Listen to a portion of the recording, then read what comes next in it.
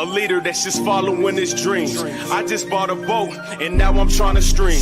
And I just bought some dope, trying to find a fiend. My shoulders where they lean, plotting scheme. They bring it hard that I fall that it never worked. Anything you see me with, I had to earn it first. Yeah, I had to grind hard, never give up.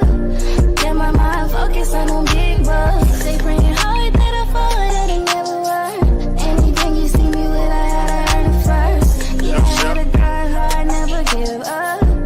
Get my mind focused on them big bucks. Come and see how I do this so effortlessly. Step on suckers, then I go and go step on the key. It's 23, all I do is press start on the key. Shoot from the locker room, my nigga, I'm Curry from 3. All nets for smoker cars and small vets. When I was working the block, we gave a small test. Pieces free just to get the clientele built. Now me and Anti-Coon got the whole town lit.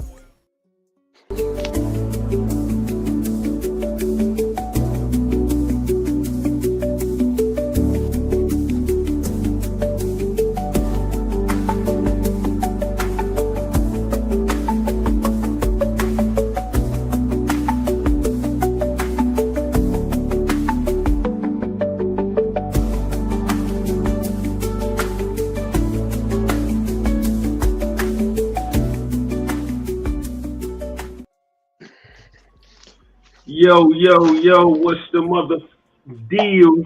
I got the gang in here. This is episode 1, Skinny down there. Got my boy Var. I'm going to let them introduce themselves. You already know, man. It's your main man, Red Pill Crip. We trying something new tonight, man. I found a formula on YouTube I'm fond of. And I got some brothers I've been networking with, so they joining me. And I got some of the locals, my brother Cal 10 and Skinny in here. So y'all introduce yourself. We just going to start with Var, and then we just going to go around. Yo, I'm at Big Va, at Big Va 31 on IG, and I got the podcast. Let's talk about the Shy. The relaunch coming up soon next week. Looking forward to talking some shit with you guys today. Let's get it.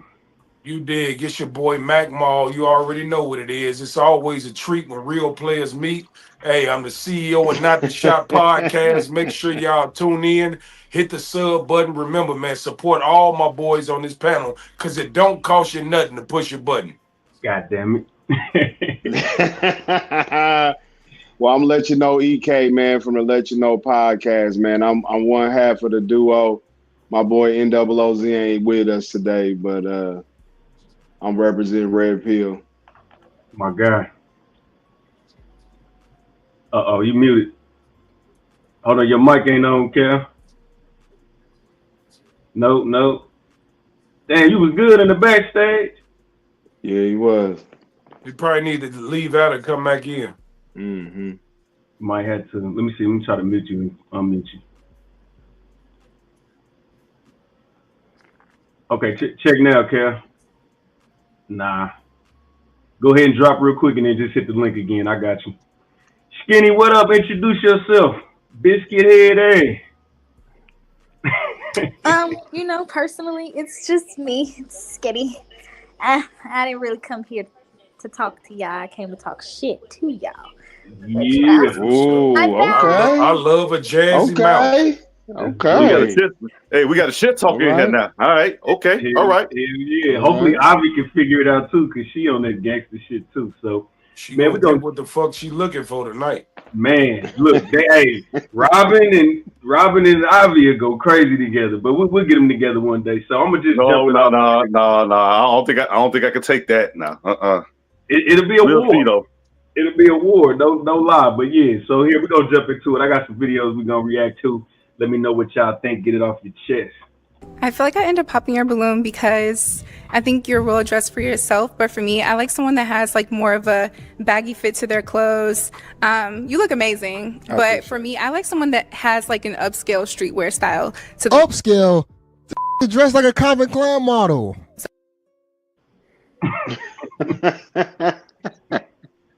Amazing. So what do y'all think? Like, why do you think women say they don't want to be with a bad dude, but you can't win? It's like, damn, the nigga, he didn't have no socks on. That's how you know a nigga on business. Nigga worked out, hair clean, head to toe, and she just found a way to disqualify him. That's why it's so hard to date. You can't please him, bro. It's the aesthetics, go man. ahead. I'm gonna go last. Go ahead. I just think it's the aesthetics, man. Women always got a certain way they want to see a man and how to look at a man. Aesthetics for me. That's what I truly, really believe. But why you think they attracted to that? Like, not saying you can't like what you like, but like we talked about it last night on Marshall, Thug adjacent. I want that nigga to be business minded, blue collar, but I do want that nigga to hold the Draco too. Yep, he gotta be hood in some shape or form. Gotta be, or have that edge. That's why I say it's gotta be aesthetics. Okay. What you got, Skinny? You gonna chime in? Why you like them thug ass niggas you be dealing with? She always with a tough ass nigga. She always with a tough. You don't have to be tough, but you can't be like, you can't be a bitch. Soft. Right, soft. Yeah, soft. Yeah. Like, you gotta, I'm small as shit. Like, if I don't feel protected with you, what am I doing with you? Why do I have to be the nigga in this? And then the dressing wise, I know how to dress. Why would I step outside with somebody that don't know how to dress? But did he not know how to dress? Like, you wouldn't go outside with a nigga. His outfit was cool. I mean, it's YouTube. You really don't have to dress up for that shit in the first place.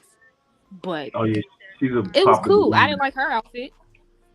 Right, she wasn't no shit. She just wanted to disqualify that nigga for no reason, so she can boost her little ego. No, I'm gonna tell you what it is. Go ahead. What it looked like is he was gonna be faithful. That's what it is. Hold on. These women out here gotta know they working for something. They gotta know that other bitches will fuck you in a heartbeat. They gotta stay on their toes. If you don't look like a nigga that attract other hoes, you ain't no good. Damn. Yeah, he right. He you want me to go? Right you want me to go deeper on this one, man? Come on, man. These motherfuckers don't know what the fuck they want. One day they want a nice guy, another one they want a faithful guy, then they want the thug and the bugging dude, then they want a beta male dude. Then they say they want a dude that other women don't want, but they go after the dude that every woman want. Like, what the fuck do y'all want? You know what I'm saying? You know what they do? What a woman try to do is get a nigga out the streets and reform his ass into a Christian instead of just getting a Christian. All right, so hold on one more time about that. Have y'all ever heard that saying, a leopard don't change his stripes? Yeah. Why the fuck they can't comprehend that? Because we ain't leopards, LeVar. Man, I'm a motherfucking silverback gorilla. Goddamn. Red Pill, I was that nigga before I got with somebody. I'm that nigga when I got somebody. Fuck you mean? Nah, that's a fact. I ain't gonna lie, bro. The way I see it is, it's just at that time. Like, if this would have been 3 days prior, she might have been in a whole nother mood and not popped her balloon. They just so inconsistent, bro. Like, you can't. It don't matter. It don't matter. They feel it shows. He just looked like a good dude. That's all. He was dressed like a man that was ready to be a husband, and that ain't what the fuck they want. They want a nigga that ain't shit, that fucked all the hoes, and they want to say they the one that he stopped for me. Right. Right. Good point. Them shows ain't for looking for love, man. It's all about likes on that damn show, man. Yeah, man, it's all about getting exposure. That's what that shit is. I think I look cute enough to go out here. Like, man, hold on. I'm gonna go to the Lil Bazooka right now. Yeah. That's like even on Kim Samuel shit. He bring them motherfuckers on, and these motherfuckers be looking like the Marshmallow Man from Ghostbusters and shit, talking about they a 10 and shit like that. I'm like, bitch, have you seen you? You know what I'm saying? And they be serious with the shit. But nobody. That's our fault, because we the ones be getting their ass too much ammunition to feel like that. Fact. Niggas gotta stop being thirsty and be like, bitch, you ain't shit. But hey, Ma, I gotta keep it 100. And you know what's crazy about that though? When you say that, they react more to that than you as being nice to them. I mean, honest to God, true, because I know dudes who do the right thing and stuff, and they think that shit is weird. So, and I'm But just you talking know, about this day and age. it's different types of hoes out here though, cause it's some hoes that want you to treat them like shit and talk to them like shit, and then you got them hoes that they like when you talk to everybody else like shit except for them. They like to feel like you the teddy bear around them. You feel me? Like they like to brag and say like, well, the side of y'all see, I don't see him. Like my hoes be saying it all the time. I don't see Mac Mall. I see Jamal. Right. Hey, Mac, I get it too, because I get it too. They'll be like, I don't know Red Peter. I don't know that nigga. I know John. Right. I will say this. I'm an asshole to 99.9% of motherfuckers out here, right? But the ones that I actually let in, they be like, nah, I say, behind closed doors, away from everybody, he completely different. And that's the way it's supposed to be. You know what I'm saying? Now, with that being said, I got to about like mid-30s where I said, fuck these motherfuckers. I tell your ass the truth. Like, man, you ain't shit. And here's the realest thing I ever told a female. Because she tried to come in with that entitlement and she tried to plead her case that she was different. I said, wait a minute.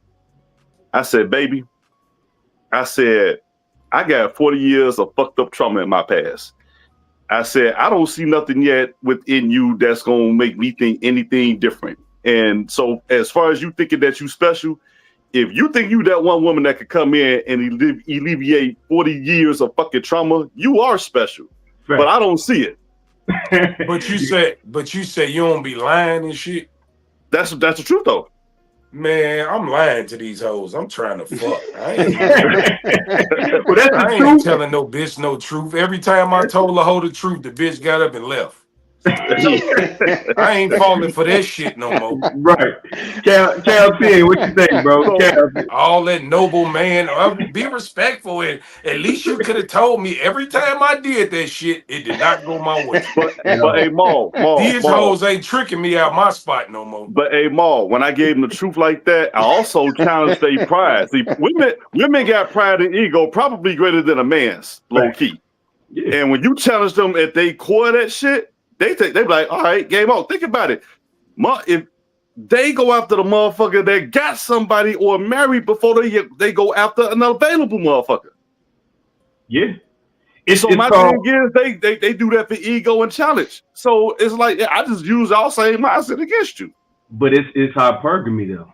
Because if you by yourself, if you go to the bar, you sit at the bar by yourself, they gonna walk past you all night. But if you in a VIP with 5 other women around you, what's gonna happen? They're gonna try to out bad bitch the next one. Yeah, that's why every time I go out, I take a bad bitch with me. Yep. The bitch with me be thinking I be showing her off. Bitch, you is bait. You don't even know that. Right. Like you is bait for real. Like type shit. Like they finna see me fucking it off on you, and they finna want to be next. Mm-hmm. Oh, everything. Cal, what's up, man? You got yourself together, brother? I can't hear you. No. Dang. That nigga Mike. He was at first. He got his shit tapped. And he the audio engineer. Cal, you better get yourself together, man.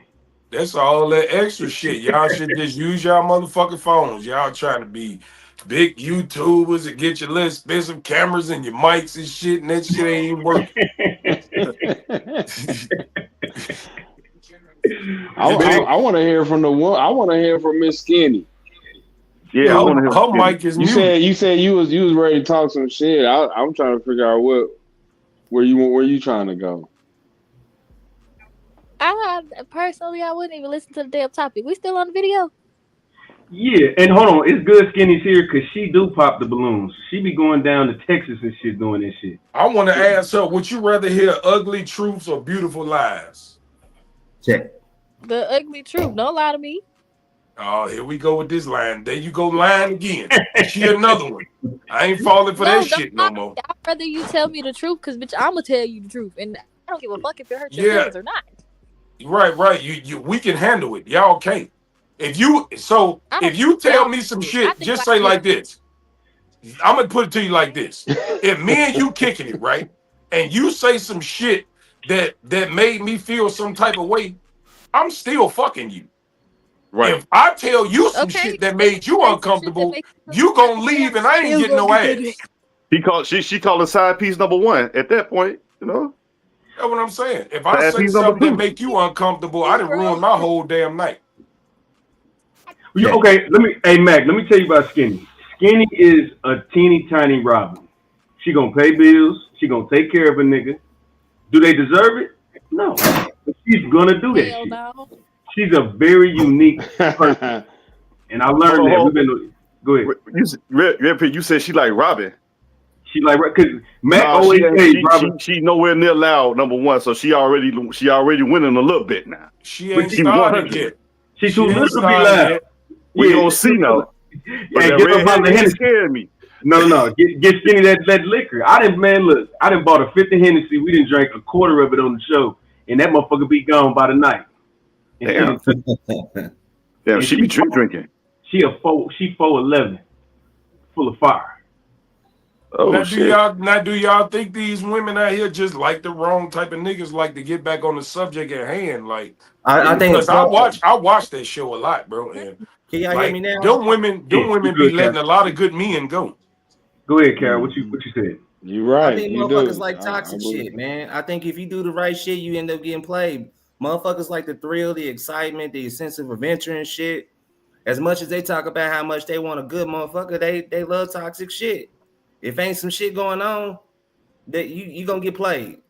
Yeah. I just say what it is. If you tell the truth, man, sometimes telling the truth is gonna get you a lot further than lying to a motherfucker.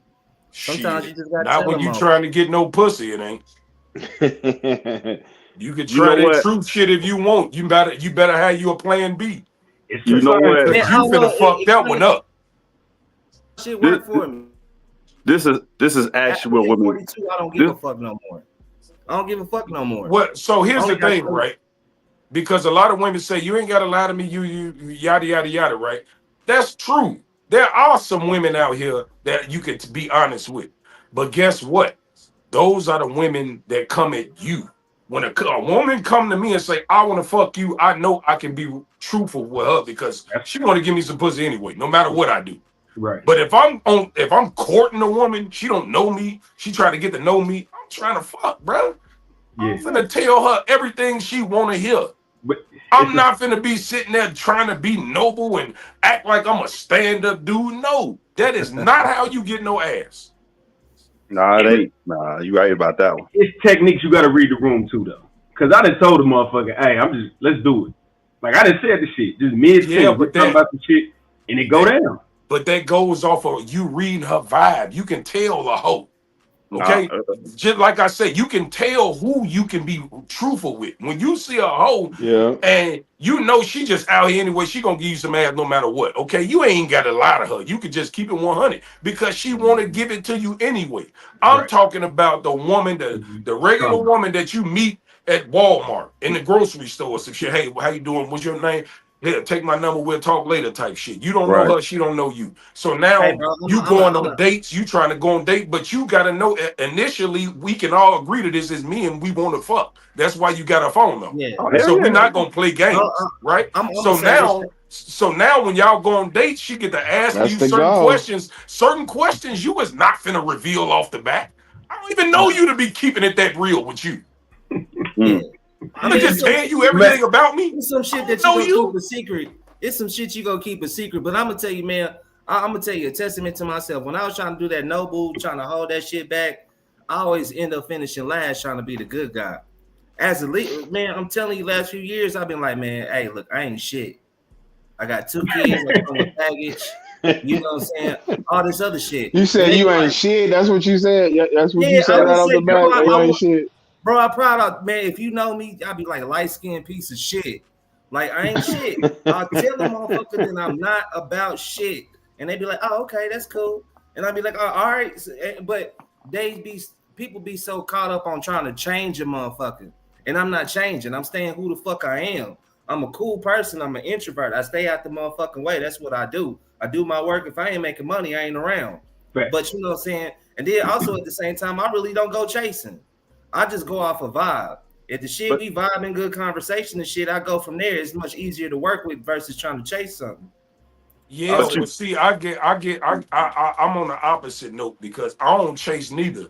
But if I see something I want, I'm definitely gonna get it or at least try.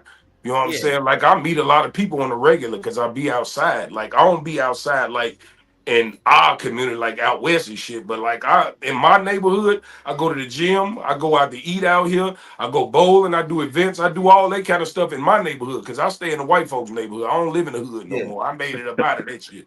So, but you know what I'm saying? But goddamn it, George Jefferson. when I go outside, you know what I'm saying? I got my shit together. I'm a handsome dude, so chances are I'm not gonna get turned down that much. So if I see and you gotta understand. With all this pop the balloon shit and dating apps and all this shit that's going on, real shit, bro. It ain't like it used to be where you gotta think or hope that she's single. You know this bitch ain't got nobody. Facts. But you know, man, let me say it like this: what's different now? This dating scene now, that shit cooked. The women just as bad as the men now. Yeah, that's what I'm saying. The status has changed. They just but I'm not looking for no girlfriend. I'm it. trying to fuck. I ain't looking for no girlfriend. Yeah, that's what I'm saying. They looking just to fuck too. Right. So we cool. Yeah. Here's my thing, and I tell women, I say, y'all mass things saying that y'all looking for a relationship when y'all really just want to fuck or use a motherfucker, right? Same with us, we just want to fuck, right? But at the core of it is no. I'm not going to say everybody, but the majority of people, whether you're a man or woman, don't see the value in the other sex like that. You know what I'm saying? Now, if you had to take a pick, a man see the value more in a woman. A woman don't see no value in the man because they have so many programs in place to supplement what a man's supposed to bring to the table in terms of provision and protection that they just take us out the equation. So they carry these attitudes and be like, well, I don't need no man and stuff like that. You know what I'm saying?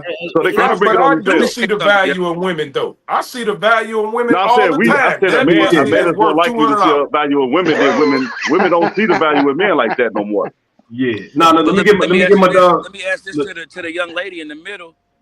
If she dates 5 men, just dates 5 men, what's the difference in those 5 men? Like, because to me, I feel like all men pretty much do the same shit. We all like sports or one of us play video games. Like, we all kind of do the same thing. So I feel like that's why they don't see the value in certain men, because we all kind of similar. We all kind of the same. If she was dating us 5, right? If she was dating us 5, she got the trick and babysitting dude. She got Cash Money Mario. She got King Dingaling. She got free food, and she got probably her friend. We got different categories. No, she got me, the nigga that's gonna give that 200 for some of that pussy. so Skinny answered that, and he said that if you talking to 5 niggas, are they all similar or do they all call me before she call y'all? Because I got the 200. Off the dribble, huh? So I'm saying the value that we saying, I mean, all of us had the capabilities of doing. Like, we all could be all of those guys that you name. You know what I'm saying? We all could do that. So I just feel like sometimes women, like you said, they don't see the value in it because it's like they already seen this movie before, and they just waiting for us to show them that it's a different movie a lot of times. Until we show them it's a different movie, they just, like you said, it's down to fuck and until something else different. And you know what's so crazy about that too? I'm gonna say this real fast. A woman will leave her man for cheating to be with another nigga and accept all his hoes. Shout out to Cardi B, man. Like you just said, we already know that ain't nobody out here just dating and just single. Everybody got somebody. Somebody got somebody. Mm-hmm. So you know what I'm saying? So we know, like you said, she know that next dude gonna have somebody on his side, no matter what he tell you, but she gonna believe it. And she gonna fall into the same movie. The same movie she just saw, she gonna see the same movie. But they'll fool themselves and they'll allow, and I'm just speaking out personal experience. They'll let me fuck all my other hoes because in her mind, she don't want no relationship anyway. Nah, she okay with being number 2. Nah, she want to have the freedom to move like she want to move. Like he fucking hoes, I'm gonna fuck other niggas too. Yeah, Like, they petty like I that. think it's part of that too. That's one of them sciences. Like if you ask a woman, you be like, "Hey, do body count matter?" And they'll be like, "Nah, it don't matter. I don't care how many niggas." But the thing is they only say that to give themselves grace. Yeah. That's what when you said that, boy, that shit hit nail on the motherfucking coffin, bro. And you know why? That's what it is. And I could definitely say this.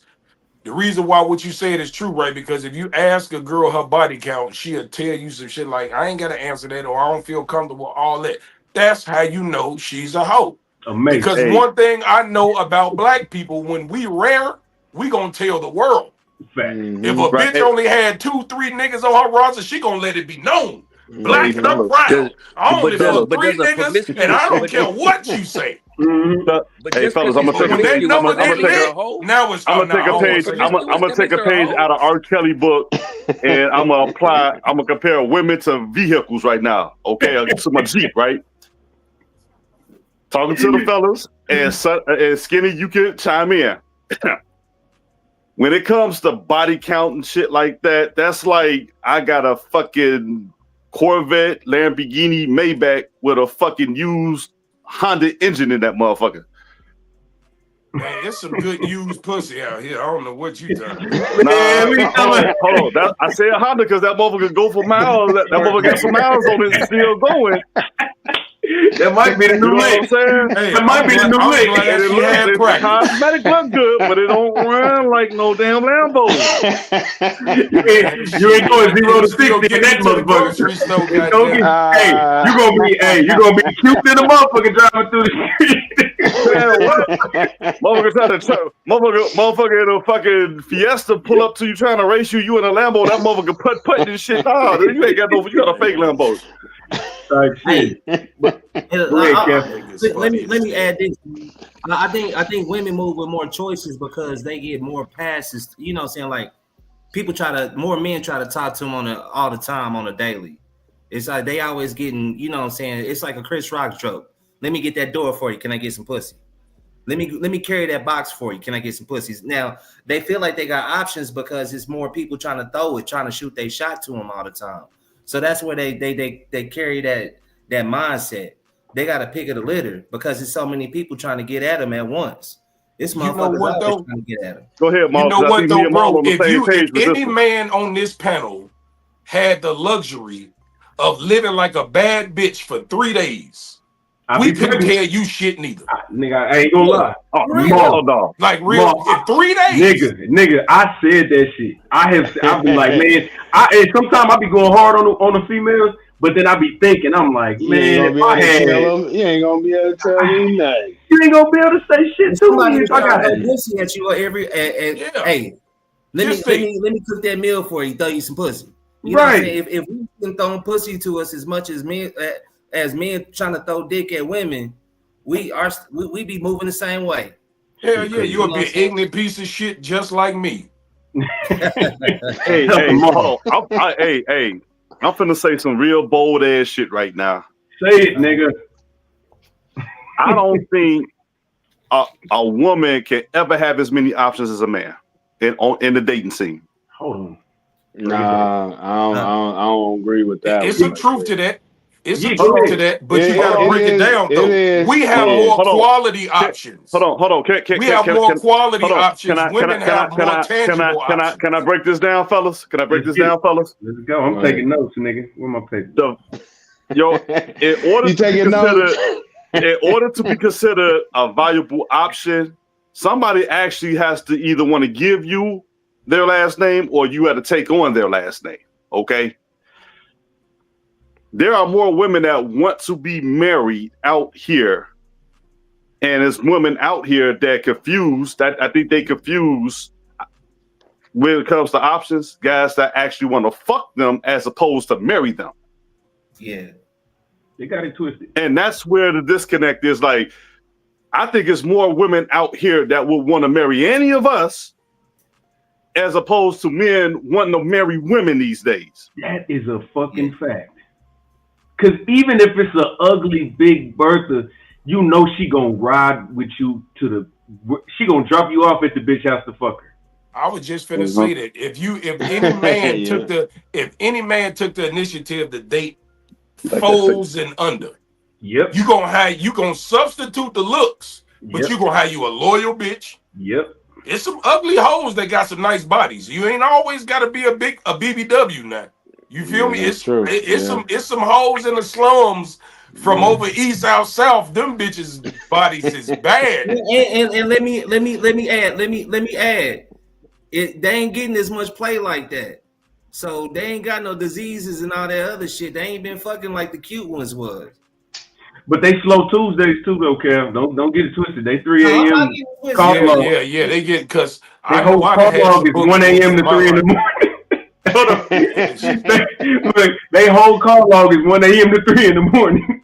Hey, listen, I had a whole roster of 1s and 2s. Let me see what she doing. Ain't nothing wrong with 1 or 2 every once in a while. I know Kenny is kind of quiet on this subject right now. I had a whole roster of 2s. I'm talking about 7, 8 of them ugly bitches. Them bitches is coming through in the clutch, though. You can't tell me shit about always. Hey, Mom said those pennies add up. That don't, man. I don't know one that don't. But hold on. Mom said them pennies add up. What you talking about? Man, hold on, Mom. Is 5 2s a dime? I'm just asking. Is 5 2s a dime? Yeah, I would say like 6 and a 6 half. 2s is a dime. 6 and a half 2s is a dime. Yeah, wow. Add up. Because if you think about it, them ugly hoes come together like Voltron. Yeah, you gotta have your big bitch. Your big bitch usually got the best head and she know how to cook. Right. Then you got you a little skinny ass, sexy red looking ugly bitch that do scams and shit. She be scamming, and she be stealing weed from her big brother for me because I be needing to get high. Utilize your resources, man. I'm just saying, that's probably why women got 5 different ones, because they see what niggas do. They like shit. They all want to be niggas now. I mean, pretty much they all masculine most of the time. You know what I'm saying? We grew up, we old school. You know, we grew up a certain age where women was doing everything. You know what I'm saying? Cook, clean. They was taking care of the kids. The only thing they couldn't do was just raise a man. They couldn't. That's it. That's the only thing they couldn't do was raise a man. But they was doing everything else. And hold on. And I'm gonna segue into this because that's anybody else got anything else to say about that video? Mm-mm. Okay, cool. So you right on time. This is the next one. Because I feel like now that we're making our own money, a lot of us make more money than some other dudes. It's like they be wanting to that they can control. Some is not going for that. That's one. Like I don't really like that they feel little. Really?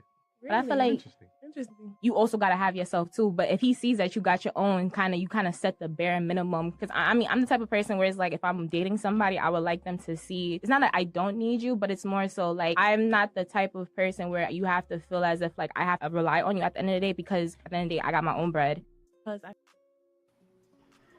So that just segue into what my brother said. Let me tell y'all something. One thing, New York got some beautiful, beautiful women. But when they open their fucking mouth, that shit is so dusty to me, bro. Like, they talk like niggas. My God, what's up, bro? All this suck ass shit. It's dusty, bro. I don't understand why women think that having a job or some shit or doing their head like this and shit make them cute. But you know what the problem is? We still fucking. Hey, I got a New York bitch, and she tell me all the time I be mad bugging. But you be bugging, B. That shit is so hey, you know what tripped me out though? Hey, you know what tripped me out about reels like that? You got women out here telling you how men are supposed to be and how they supposed to act and how they think and everything like that. You know what I'm saying? I'm like, whoa. We don't care about what you do for a living like that. If you was really thinking about that on a real tip, you know what I'm saying? Like, you can tell us you work at Walmart. We don't care. If we feeling you, we feeling you, and it's not going to change anything. Right, that's facts. But on the flip side, acting like we don't want no independent bad bitch. We want that, but you bitches come with nigga traits.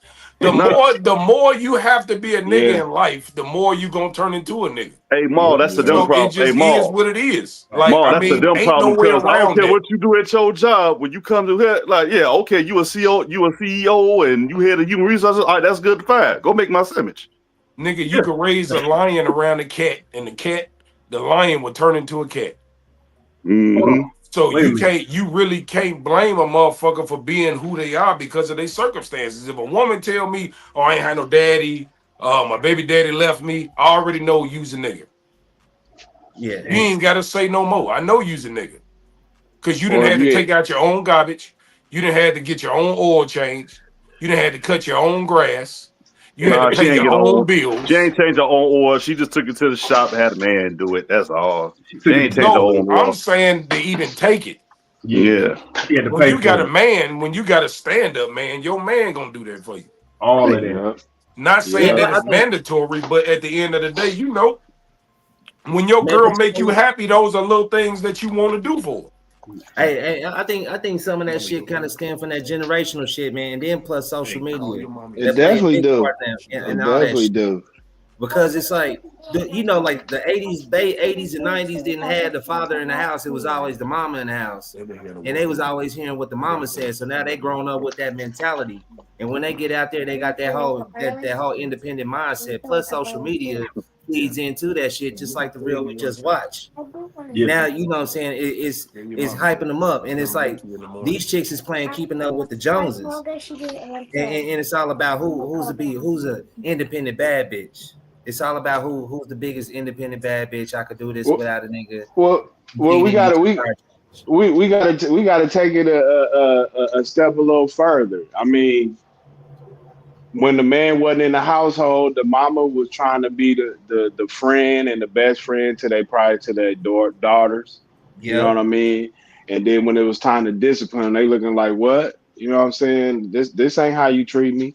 And plus, you know, we knew Big Mama, she cooked in the house. You know what I'm saying? They don't really do that a whole lot. They don't really teach these women how to cook. And if they do, they ain't trying to cook. Not These for bitches you. can't cook. They got to work. Yeah, they're worried about being independent. That's their main objective is to be independent now. They see how we move and they like how we move. That's why most of them want to be studs. They want to mess with women out here. They want to be us, but they don't understand what it takes to be a black man though. But hey, you know what? I'm sorry. Go ahead, my man. No, go ahead. No, go ahead. I'm good. I was about to say another problem is they so much in this bad bitch mentality, right? They thinking they got to be everything to everybody that they come across. Like you just alluded to it. You said they try to be their daughters or their kids' parent, their best friend. No, you make it confused. Now you ain't structured because you ain't got no boundaries, you ain't got no lines. And you can tell because some of these kids be cussing their parents out. You know what I'm saying? When we grew up, like, and Maul know because he knows my mom and my grandma, right? I can't cuss around them. I ain't never cussed around them. You know what I'm saying? And he came around, it's like he would say some stuff, but they come around, it would be an automatically snap back respecting because we respected our elders, right? So the thing is, as a man, it's like, look, I ain't trying to be your friend. I'm trying to be your dad. I'm trying to be your father. I'm giving you structure on how to live life and get through this motherfucker, right? Now, once you turn 18 and get on your own in your life, if anything else on top of that manifests, it happens that way. But in the right now, I'm your dad right now. That's the only job I got. That's the boundary line right there. You know what I'm saying? And most women they don't want to make a choice. Like if you give them a hard choice between two things, they gonna find a way to straddle the fence. Us as men, we gonna take a choice and just deal with the consequences. And you know, another thing I want to add on to what you said, because you said like women, they don't really raise their daughters like raising them. Like they want to be their friend, and you know what I'm saying? But you know what's crazy? They'll be super nice to their sons and talk crazy, slap crazy, and fight their daughters. And I peeped that, and I didn't understand it as a kid, but then I looked back, and I didn't see my cousin, my uncle's daughter, fight her mama, fist fight.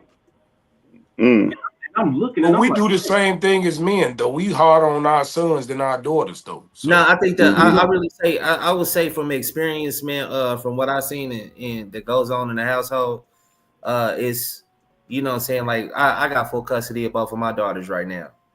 And it was always a big shift and like it was always butting heads with their mom and the mom was really it's like it was more than one woman in the house. And I think that like it was something about that dynamic where like they was catching strays from her for no reason. And it was just the dynamic was fucked up. They got a broken relationship. You know, that's something they really got to work on. You know what I'm saying? I experienced and saw that at my own, and then going into another household and trying to cohabitate, I started to see that same thing. And you know what I'm saying, like the kids wasn't starting the shit. It was with the you know what I'm saying, the lady, the mother of the house that was starting to kind of like pushing the buttons and starting the shit for unknown reasons. It's like the woman is really harsher on the woman inside the household, from my experience of what I saw.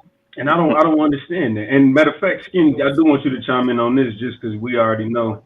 I mean, they don't know, but I know you had a good relationship with your daddy. I don't know if you can hear me. Skinner. I don't know if she can hear me, but anyway, I know she had a real good relationship with her father. And you know, and it kind of shows in the way she acts. You know what I mean? She's a provider.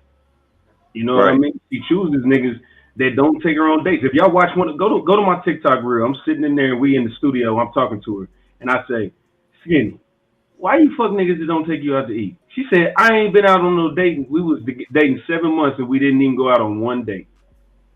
Oh, he was a side. He was a dick piece. That's all that was. Yeah, something like, I don't know what it was, but I cut the clip because I don't even remember what she said after that. But I was like, why y'all do that? But she acted like her father. But you know what? And I just had an epiphany when you said that, because on the flip side, when you said the 80s babies and stuff, and a lot of us grew up in single parent households, most likely with the mom. You looking for men are supposed to provide provision, and I know a lot of these single moms don't have a lot of provision. You know what I'm saying?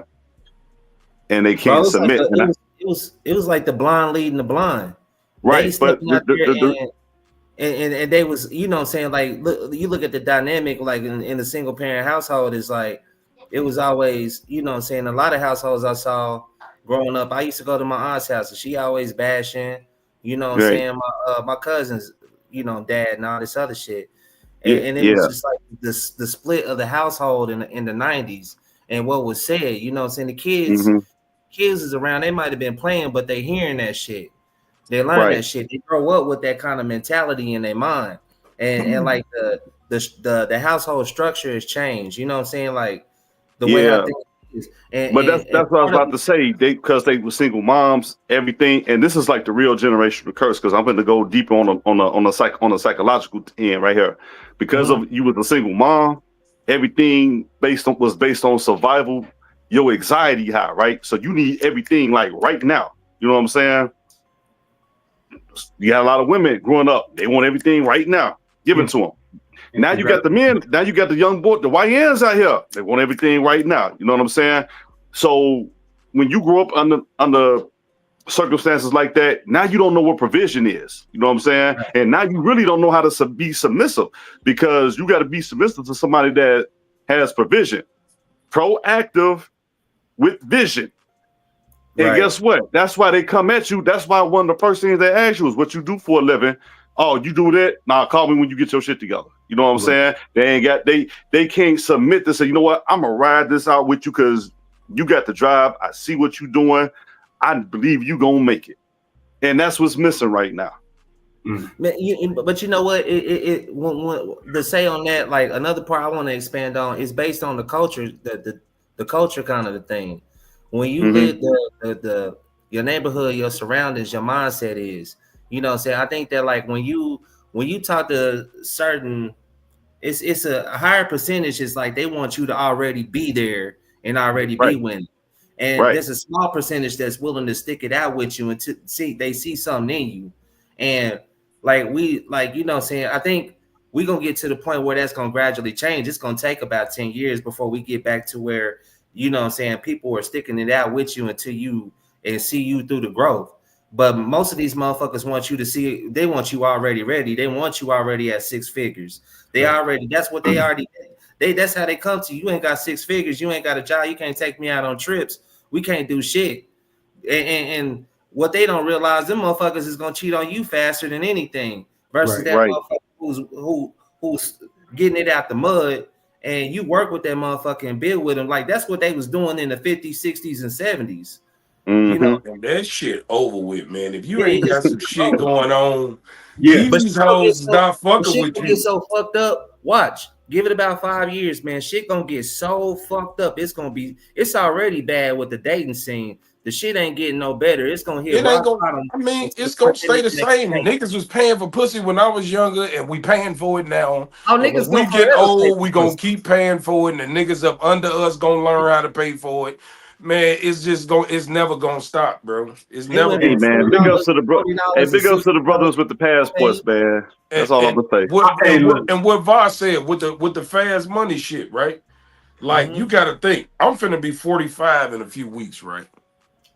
When I was coming up, bro, they respected jobs like teachers, bus drivers, construction workers, plumbers. The nigga had a city job. Those was respectable jobs that a motherfucker look at you, okay, he got his shit together. Them are below average jobs to these hoes right now. Like you could tell a hoe you a plumber, she'll be like, a plumber.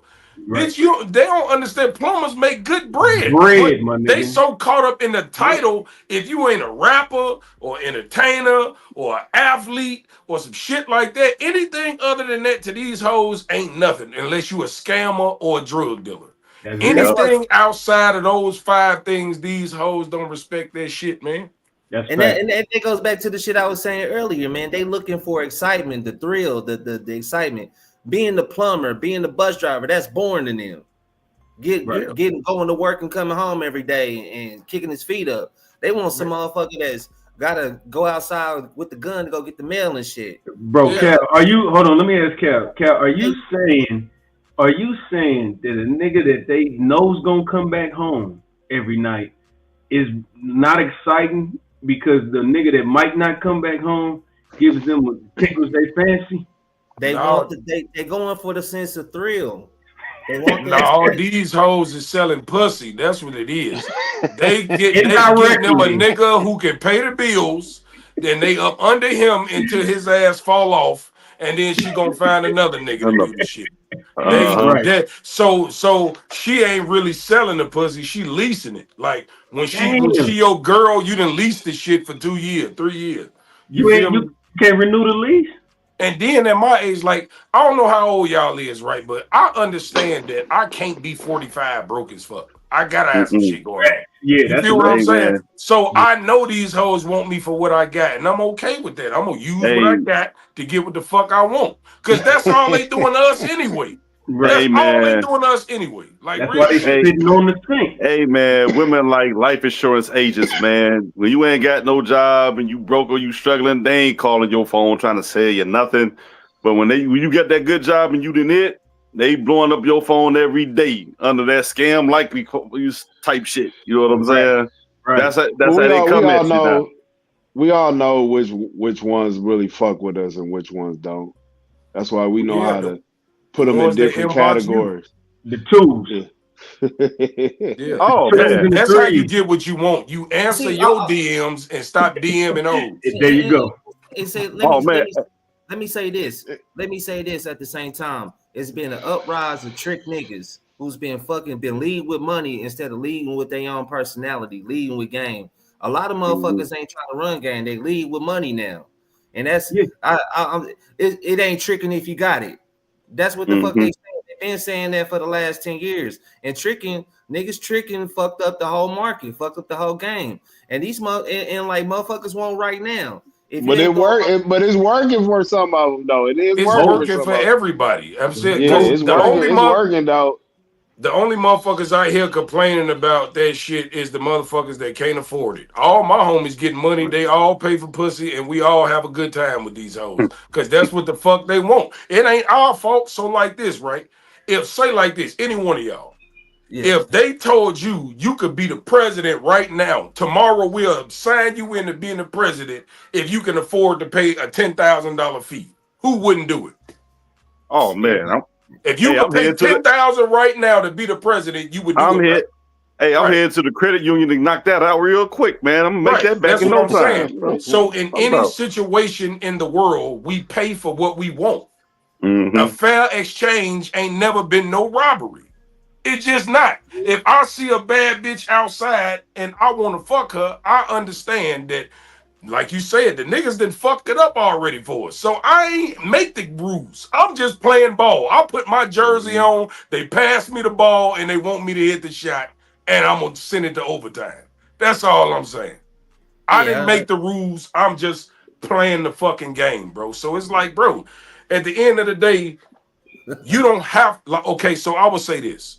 If you're looking for a wife, you absolutely want to court her right and date her and start off with your character, things of that nature, because this is a woman that you could potentially see yourself with.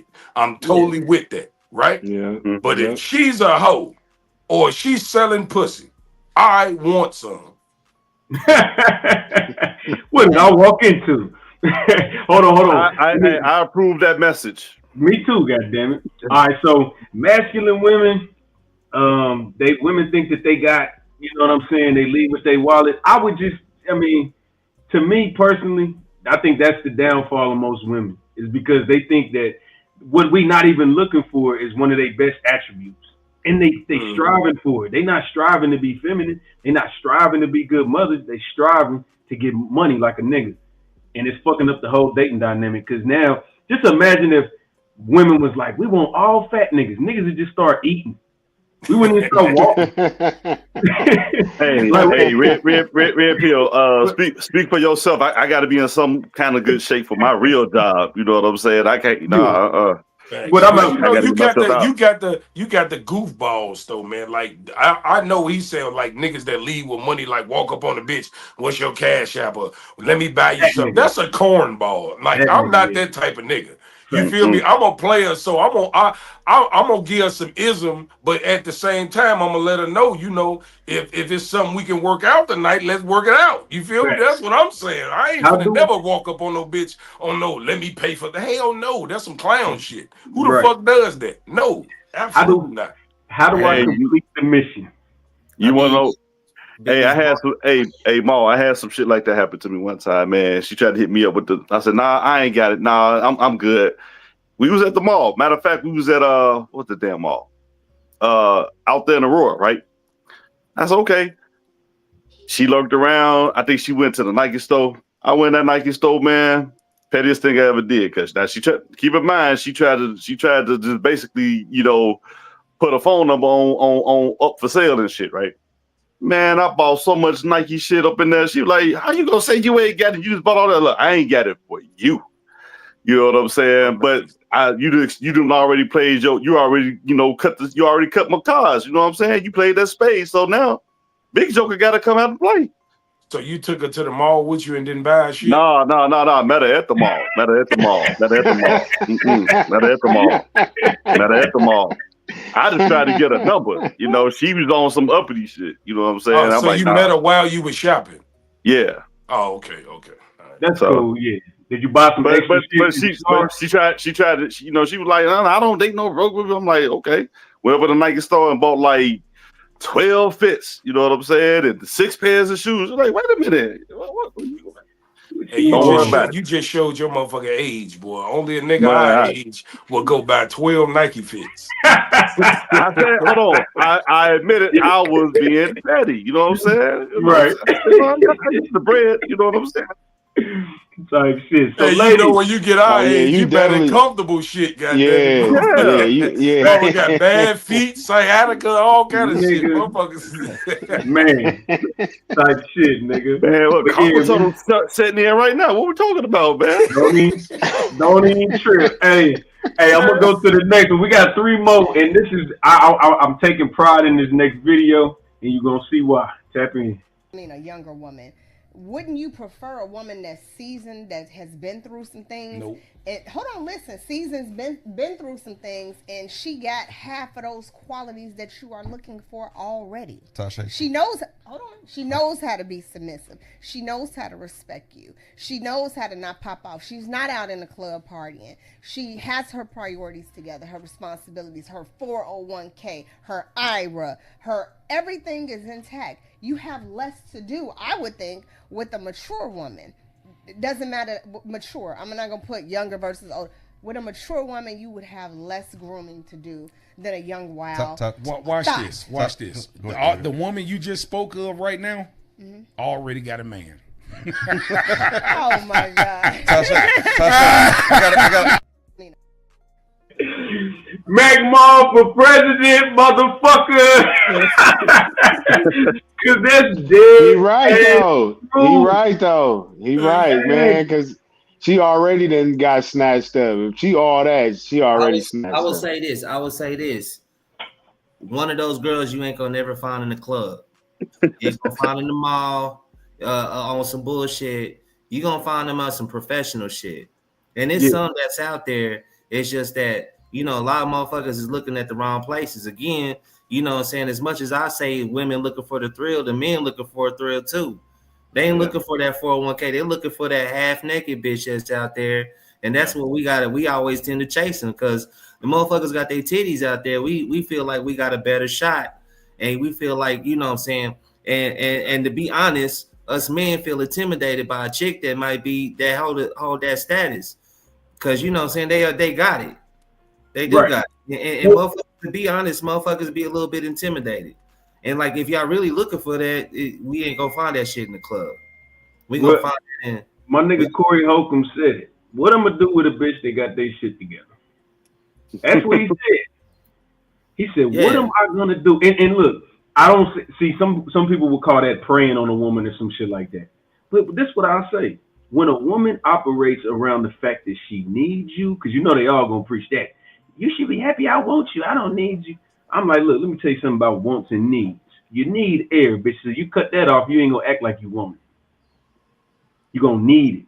When you understand that the last half of your life, you're gonna spend it alone and understand how detrimental that's going to be for you, which you gotta catch them early to let them know that this is about to happen to y'all. Because a lot of single women, it's gonna be 60% single by 2040. 60%. No household, 70%. Like it's like that now. All them DMs I get off that motherfucking dating app on Facebook, boy, I have hundreds of DMs. I cannot believe it's that many motherfucking single motherfuckers in the world. Yeah, and that's just one app. I'm only on Facebook. I heard it's hundreds of dating apps out here. They even got Christian mingles some shit. Man. Christians can't even find no motherfucking husband. These bitches supposed to be closer to God, and God still wants to need hold no husband. Stay the horse. Hey, you know what? I have to also put this out there. That was Big Mike Mall did his thing on that show. I think that was one of his best in studio shows. You know what I'm saying? Shout to my brother. Talked about a lot of different things, you know, especially the brother in the green. You know what I'm saying? You know, but I do encourage everybody to go watch that full episode because it was real. It was hilarious. And it was some surprises towards the end, you know what I'm saying? But he absolutely right. And we had to double back because I think earlier in that show, she said something like, if we're in business, like as my husband, I'll hire you. And then she tried to change it up. And I had to catch it because I was like, you know, you done fucked up, right? In my mind. So I was like, you know what? When you said that at first, you meant that because subconsciously from a woman's perspective, you feel like I could put anybody in this spot. As a man, we don't feel we don't think we could put any woman in this spot to do what we want. You know what I'm saying? Like you gotta earn some stuff. You know, what you gotta earn my last name. You know what I'm saying? Nah, facts. But a lot of niggas don't. They get pressured into that shit. And shout out to Travis Kelce. He just got engaged. Hey, but you know what I'm saying? But like, on some other shit, like when you find a motherfucker like that that's got a 401k, that's got a job and shit, you want to think about like how y'all can build business. Some motherfucker, I'm on some business shit. That motherfucker might have some resources. I think women are very selfish to a certain degree. Because I mean, I'm gonna just say like this, right? Yeah. Just think if the roles was reversed, right? Say if you as a man, right? If all you had to do was be handsome, lay it down in the bedroom, and you could get you any woman you want to take care of you. We'll be entitled to. No. What I'm saying is, if you could find a woman to do that for you, you would straighten your act up and you would be the best man you could. Oh, hell yeah, hell yeah. Take care of your motherfucking ass. I'm saying, like, if the roles was reversed, if we was getting what women expected, right? Right. Yeah. I ain't gonna lie. Just think of how easy it is to please every man on this panel. Like, Bro, look, hey, look at Travis Kelce. Like Red Pill said, look at Travis Kelce. And I'm gonna trigger a lot of sisters when I say this shit, man. Oh shit, here we go. I know where you ever heard that cliche? Once you go black, you don't go back. You do that shit wrong, goddammit. Y'all fuck it up. No, but look, hey, he was with a sister at first. He done went Taylor Swift on y'all ass, real. But you know, saying that situation, he was with old girl, and old girl was like, I ain't paying shit. She got the big head. And then he get with Taylor Swift, and she like, I go half, and he like, hell no, Taylor Swift was paying everything, paying for the shit. She was paying down like, baby, I got it. What? You gotta go. This was the crazy part. You gotta go, bitch. You know, but this is the crazy part. The black girl wasn't even broke though. She was bringing in. This is what I heard. I heard she was making $300,000-400,000 a year. She wasn't making Taylor Swift money though. No. But what I'm saying is, she still didn't want to spend her money, and that's why niggas don't give a fuck about how much money you make. Right. Where's the gesture? Where's that at? Because when a nigga ball out, he be like, "Quit your job." If a mother look at the niggas come home. My bad. Let me say this real quick. Go ahead. If a bitch get a promotion, you got 90 days to step your shit up. 97% of the time. This is my homegirl, Ivy. My bad, Mike. I got you. What's going on, baby? What's going on, Ivy? What's the deal? Hey, y'all. How you doing? Yeah, but not in here making lasagna mozzarella sticks. Lasagna mozzarella sticks. Is that a TikTok video? You learned that from TikTok? Yeah, baby found it online and asked me to make it, so I'm in the kitchen cooking. There you go. See? Big ups for you for trying to make that shit. You know what I'm saying? I own a catering company. It ain't that hard. Follow a recipe. You'll be surprised how hard it is for some people. Yeah, that's insanity. Right. For one, I heard y'all talking about wives and shit. I can't be a wife if I can't feed my family. That's insanity. Ooh. I live in this goddamn kitchen. That's where you should be, Neville. Right. Well, she's finally doing it for a nigga that deserves. Dinner. See, the problem with Ivy is, and I think she'll be fair because she say it a lot. So she was doing all that shit, but she was doing it for scumbags. No, factual. I will agree with you. Agree with you. Yep. So she ain't never been. What kept you around a scumbag? I just want to know that. You know, if you don't mind sharing. You said what? What kept you doing the stuff for the scumbag? I'm just curious about that part. Lessons needed to be learned, and I learned my lessons. Okay. You know, trial and error type shit. Okay. And then, like I said, motherfuckers don't always show you who they are in the beginning. So yeah, they be like Mac Mall. But I'm happy now. You did. I said I'm happy now. I'm good, and we don't worry about them dumbasses. Fact. There you go. And you got a wedding for what? August 2026? Next year. Okay, that's what's up. Oh, you get married next August 22nd of next year. Yep. Don't judge me. It's my 4th marriage. Damn. I'm starting to think it's you. You said what? I say I'm starting to think it's you. Red Pill been around long enough. He know it ain't me. Believe what you want to believe, but the proof is with the witnesses. Yeah, no. Well, I can say this: it must be some truth down there because for 4 people to do that shit. Yep. That says For a me to lot. do it, I got to be wifey material. No, that's what I'm saying. I'm about to say, because like at the end of the day, ain't nobody like I gotta show myself to be a wife for somebody to want me to be a wife. And I've been a wife 3 times with 3 kids. 4 niggas marry you, and these hoes out here can't find one nigga to marry. Because they hoes. You just answered your own question. They can't find one nigga. I don't but care they what been nobody proposed say. to You can't 1,000 turn no hoe times. into no housewife. I tried to turn one into a house husband. The shit didn't work. You hear that? That's real shit. And you know what's crazy? So I got a question. I got a question because I said this earlier today on the show, right? I said I think women confuse having options. I think they get their options confused, thinking that they got a plethora of niggas that want to marry them as opposed to just want to fuck them. Don't you think there's some truth into that? You said that women are confused between the difference between a man that just wants to fuck and a man that wants to make them a wife. Like how they view their options. Like a lot of niggas will want to fuck you, For but one, not too many will you want to can't marry be a you. wife with that many options. Okay. How are you somebody's wife? And a lot of women, and I'm not gonna say me because I'm scared of dick hopping, but a lot of women, when they in a dating phase and they have options, you sleeping with all of them. So why is one of them gonna want to wipe you up and you sleeping with 6 motherfuckers at one time?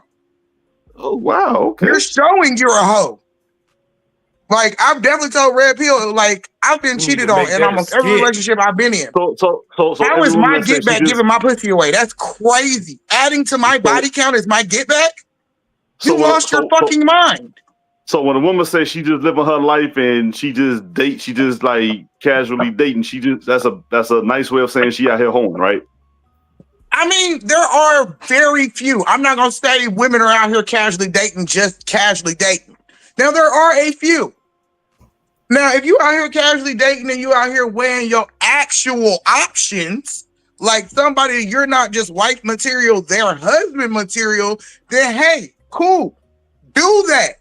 But when you're dating, that doesn't emphasize I gotta sleep with you. That ain't nothing. Because the same way y'all look for a wife, we look for a husband. I'm not looking for somebody that wants to bed me in the first month. That's crazy. I don't even know you. I don't even know how you like your coffee. You said that it's a few good women out here. It's a few and far between, but it's a few. But see, the thing about it is this is the ratio of good women out here. Say if I took that's slim to none. I don't believe it's that many. It's not enough good women going around for men at all. But yeah, but y'all this how it is. Say I took 6 needles and spreaded them bitches all over the United States. And told you to find them motherfuckers. That was the most 6 needles across the United States is crazy work. Insane. I wouldn't say it's that few and far between, but Red Pill know a lot of the people that I know, and I would say a lot of them are not wifey material. They know. If not, you can't be my age and ain't been married yet. Now I'm questioning why you're 35 and you've never been married. Because I can't be the only one that sees that. No. She did about a month whole his life. That's all. You said what? Them cars at the auction. I'm single by choice. No, you're not single by choice. You don't want nobody wants you because you're not wifey material. Period. Hey, I tell you something what a good dick could do. A good man with good dick could change a bitch religion. So they can't tell me what the fuck they doing. You can't say, "Oh, I'm single by choice." No, you're not, because if the right man came along, anything you're not gonna be single no more. That shit is over. You're not gonna. As soon as the right one come on, because I did that shit after my last marriage. And Red Pill was there, and he could testify. I was single by choice. Okay, until the motherfucker that I'm with now said, "Get the fuck out the streets, go sit your ass at home." And I've been sitting at home for almost 2 years. Actually, for 2 years. We just had our anniversary last week. Amazing. Oh man. Facts. And even when I was in the streets, I wasn't in the streets. I was throwing shows. I was handling business. Like, I just became a workaholic. But my ass was outside till 3 o'clock in the morning. Right. And one thing I'll say is I got Avi and I got Skinny on here tonight. 2 completely, like they are the statistical anomalies. We need some. We didn't get no Robin energy in here. We didn't get no We didn't get no what's my homegirl name from last night? We ain't getting none of that energy in here. So what did I miss? What kind of energy did they have? They just got super combative and they be turned up. Okay. Yeah, they be yeah. This is what I don't understand. Okay, I don't know because I'm talking to a panel full of men because y'all might not get it either. I don't understand why it is so hard for a woman to listen to a man. We got the same question. I mean, like I said, I've been married 4 times, and when I tell you I've been a wife, I've been a wife. Like even the dumbasses were right occasionally. Like, go sit your ass the fuck down. You know what? I'm gonna be. I'm thinking about the question, and we wondering the same thing. But in my opinion, I'm thinking they only listen to stuff if it fits into their narrative or the persona they would like to maybe your live by. narrative is wrong. Maybe you need to change that. Maybe you need to open up your way of thinking. Like they don't see it that way. When you're in a relationship, it's not just your way of thinking no more. It's our way of thinking. We're a unit. We're a family. Like how are your actions going to affect us? How are your individual actions going to affect us as a unit? Right. And I always tell, and I was telling the fellas, like, when I do podcasts with them, I assess my relationships by how well we navigate through conflict. You know what I'm saying? Like, I want you to love my dirty. Even when you hate me, I want you to love my dirty draws. You know what I'm saying? Like, you ain't going nowhere. Like, look, we gonna work this out, but you stay over there, and I'm staying right here right now. You know what I'm saying? Like, stuff like that. You know what I'm saying? Like, step away. I understand feelings now. I understand how feelings and emotions and don't get me wrong. Feelings are valid. Feelings are valid for men and women. And I can give you. I can give you space. Like I can't stand women that say men are not supposed to cry. Then why the fuck do you have tear ducts? Your emotions are just as valid as mine. Well, we're not supposed to cry about everything. That's the difference. Red Pill, we know you ain't crying. I'm not talking about you. Yeah, but most of these niggas on here ain't crying. I know Warren Mac ain't crying. And that's what's killing me because I don't see nothing wrong with a man that can't cry. Hey, you just gonna let that shit build up forever until you just become combative, explosive, abusive, whatever comes with that? That's crazy. Red Pill. I'm gonna keep it a buck with you. I'm gonna keep it a buck with you. There have been instances I just had to let it out, bro. Yeah, and there's been instances.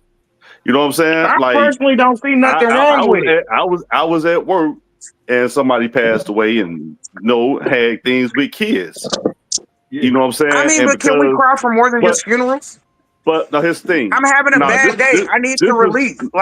This was in real time. I actually let it out because I guess it was like a guilt thing. Like I could have done more that could have made a difference. So I don't know if it was so much as the situation in combination with my ego too, of me knowing I'm good at my job and my best wasn't good enough. And that's the thing too. Like when you get those two that bump head, that's a lot to take in and try to sort out, man. So it's like, yeah, it came out that way. So I can't front. I did, Yeah. Well, but see, this is the difference. I'm never gonna judge you for it. It's about the woman that loves you, the woman that you in a relationship with. A lot of them, it's an attraction trigger that goes off when they see that. Like if you see even boxers, when they bring their girl to the fight and this nigga get knocked out, they stop respecting him. Even though he a warrior and can whoop 98% of niggas on this planet. But she see that nigga laying on the canvas and she stopped respecting him. Yeah. You know what I'm saying? Yeah. I mean, and outside of the funeral or situations like that, that's cool. We get that. You know what I'm saying? A lot of women, crazy work. I feel like y'all should be able to normalize crying outside of a tragedy. No, I think it should be normal. But the problem is when we normalize it, are women gonna normalize not looking down on the nigga that's crying? Boy, that's not a woman. Girl, stop giving her credit as a woman. That's not a woman. If you cry in front of her, somebody gonna be clapping them cheeks in about a week. You only get a week for years. You might be right. It might be same night. You know what I'm saying? Never know. So y'all keep giving peasants queen titles. I tell you this, man, and I'll just say this from experience. You should be able to talk to your woman, but as a man, there's certain things that you just don't talk to her about. Right. Okay, Right. you need a father, you need an uncle, you need a therapist. I can respect that. Because You there's need certain shit somebody. I will tell my man, like, you need an I need to outside talk to source to a talk to. female. Yeah, you I need will. an I outside respect source that. I to talk definitely to. agree with that. Yeah. As a man, don't never let your woman see you cry. You want to always Yeah, tell no, her hell no, I don't appear. agree with that. I Hey, don't agree listen, with that at all. listen. What I'm saying is this. If it's gonna cause you to have a nervous fucking breakdown, then yes, you should talk to your girl if you don't have nobody else to talk to. If you have somebody else to talk to in your situation, it will make things a whole lot better. Because I'm learned from experience that once a woman has this shield up when she know you her shining armor and she see a weakness in you, it does something to these hoes. Now, for you, you can speak against it because there are exceptions to the rule. I'm not gonna say that's every woman, but for the most part, if a woman Mm-hmm. see you cry, it will be a detriment to the respect level. She gonna start doing certain shit. Then when her emotions get involved, y'all get into it. She gonna spew that shit back at you and make you feel like shit because you didn't want to do it anyway. And then you open up and did it, and this bitch gonna throw it back in your face. That's how motherfuckers start catching domestic violence cases and shit. So, in some cases, man, Maul. I look at it differently. I agree with you in terms of how it's viewed. I definitely agree with you. But I'm coming from a much more healed place now. And here's my thing. In the context of a relationship, she's gonna dump all that stuff on me that's going on with her, right? All right. If I don't have that space to be human in front of her, get the fantasy thing out your head. If I can't be viewed as another human being that bleeds just like you and have feelings just like you and such and such, if I don't have that space, have to up and sit on her weight, man, because she ain't the one for you. Okay, well, let me I don't need to wear this cape 24/7. You know what I'm saying? But let me tell you this. Relax. Let me say this then. Mm-hmm. If you talk to your woman about something, a problem, when you come to her, already have a solution or already have it dealt with. And Right, you tell right. her about the aftermath. Don't never let your woman feel that you are in a situation that you cannot handle. Compromise. Don't Right, never right. do that shit. So Yeah. yeah, it might be bothering you, but before you come to her with it, have a solution. Be like, man, baby, I want to talk to you about this and this and this and this and this and this and this. And she see it's bothering you. And when she say, so now what? Now you Right. tell her, this is what the fuck I'm finna do. And you know what? And the reason Don't be confused. Don't be like, right. No, man, no, I don't know, man. I agree. I'm gonna I try agree to with figure you. it out, all that shit. No, have a solution. Tell her, Right. this is what I'm gonna do. I agree with you, but like I said, at the same time, I'm coming from a profession where I see traumatic stuff on a regular, right? And I've dealt with people that literally jumped off high rises, committed suicide, right? That does something. That does something to you. That's something I always tell people. Some shit you can't unsee, and some shit you can't unhear, right? And so sometimes, like being in my profession, it's like, damn, could I done something different? Could I done something? Sometimes I don't even got the answers for that. You know what I'm saying? But I'm human. I got to unpack that some way, somehow, so I'm not carrying that on. You know what I mean? Well, you know what, Vardo? I'll say it like this. You in a situation where these are excusable things. Right. We're talking right. about a man coming home losing his job and he crying. Mm-hmm. Mm-hmm. They not finna hear that. They not finna hear that. You gotta wake up at 6 a.m. like you did yesterday and pretend you going to work and you need to figure that shit out and tell her in 2 weeks. Hopefully I got some bread stacked up and then you be like, hey, I lost my job 2 weeks ago and I handled that shit. I say, man, like we can't. But see, I think that's when we say talking about what y'all saying right now is generalizing relationships when all of them are not built the same. Some of them you run into somebody who's really fucking solid.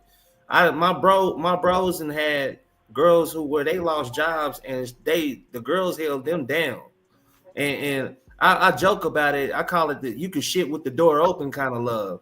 That's how open y'all can be. Y'all can express y'all feelings. Y'all can be that. If you feel like you can't be that open or be in that part of your relationship, that's where you can't. You gotta you got to be careful what you say, because whatever you say and do can be used and held against you in the sake of an argument.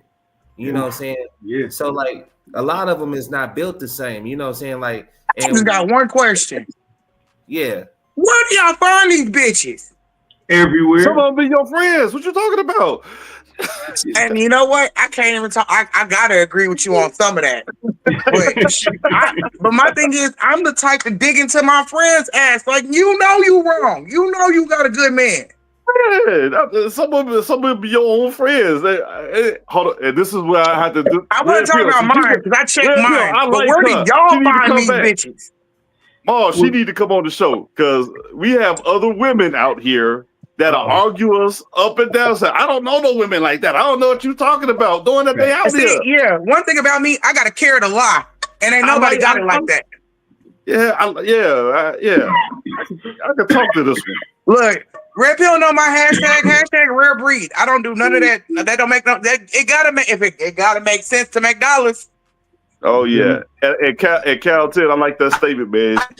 That's the type of love I want. Shit with the door open. I like Shit that. with the dope, but I ain't gonna lie. I like it.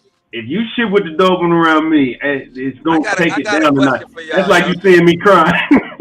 You wanna see me cry? No, Shit with the that's dope. why y'all know everything about each other. Y'all open. Y'all know y'all strengths and y'all flaws, and y'all work together on building something. You know what I'm saying? Yeah. No, I understand. I definitely understand.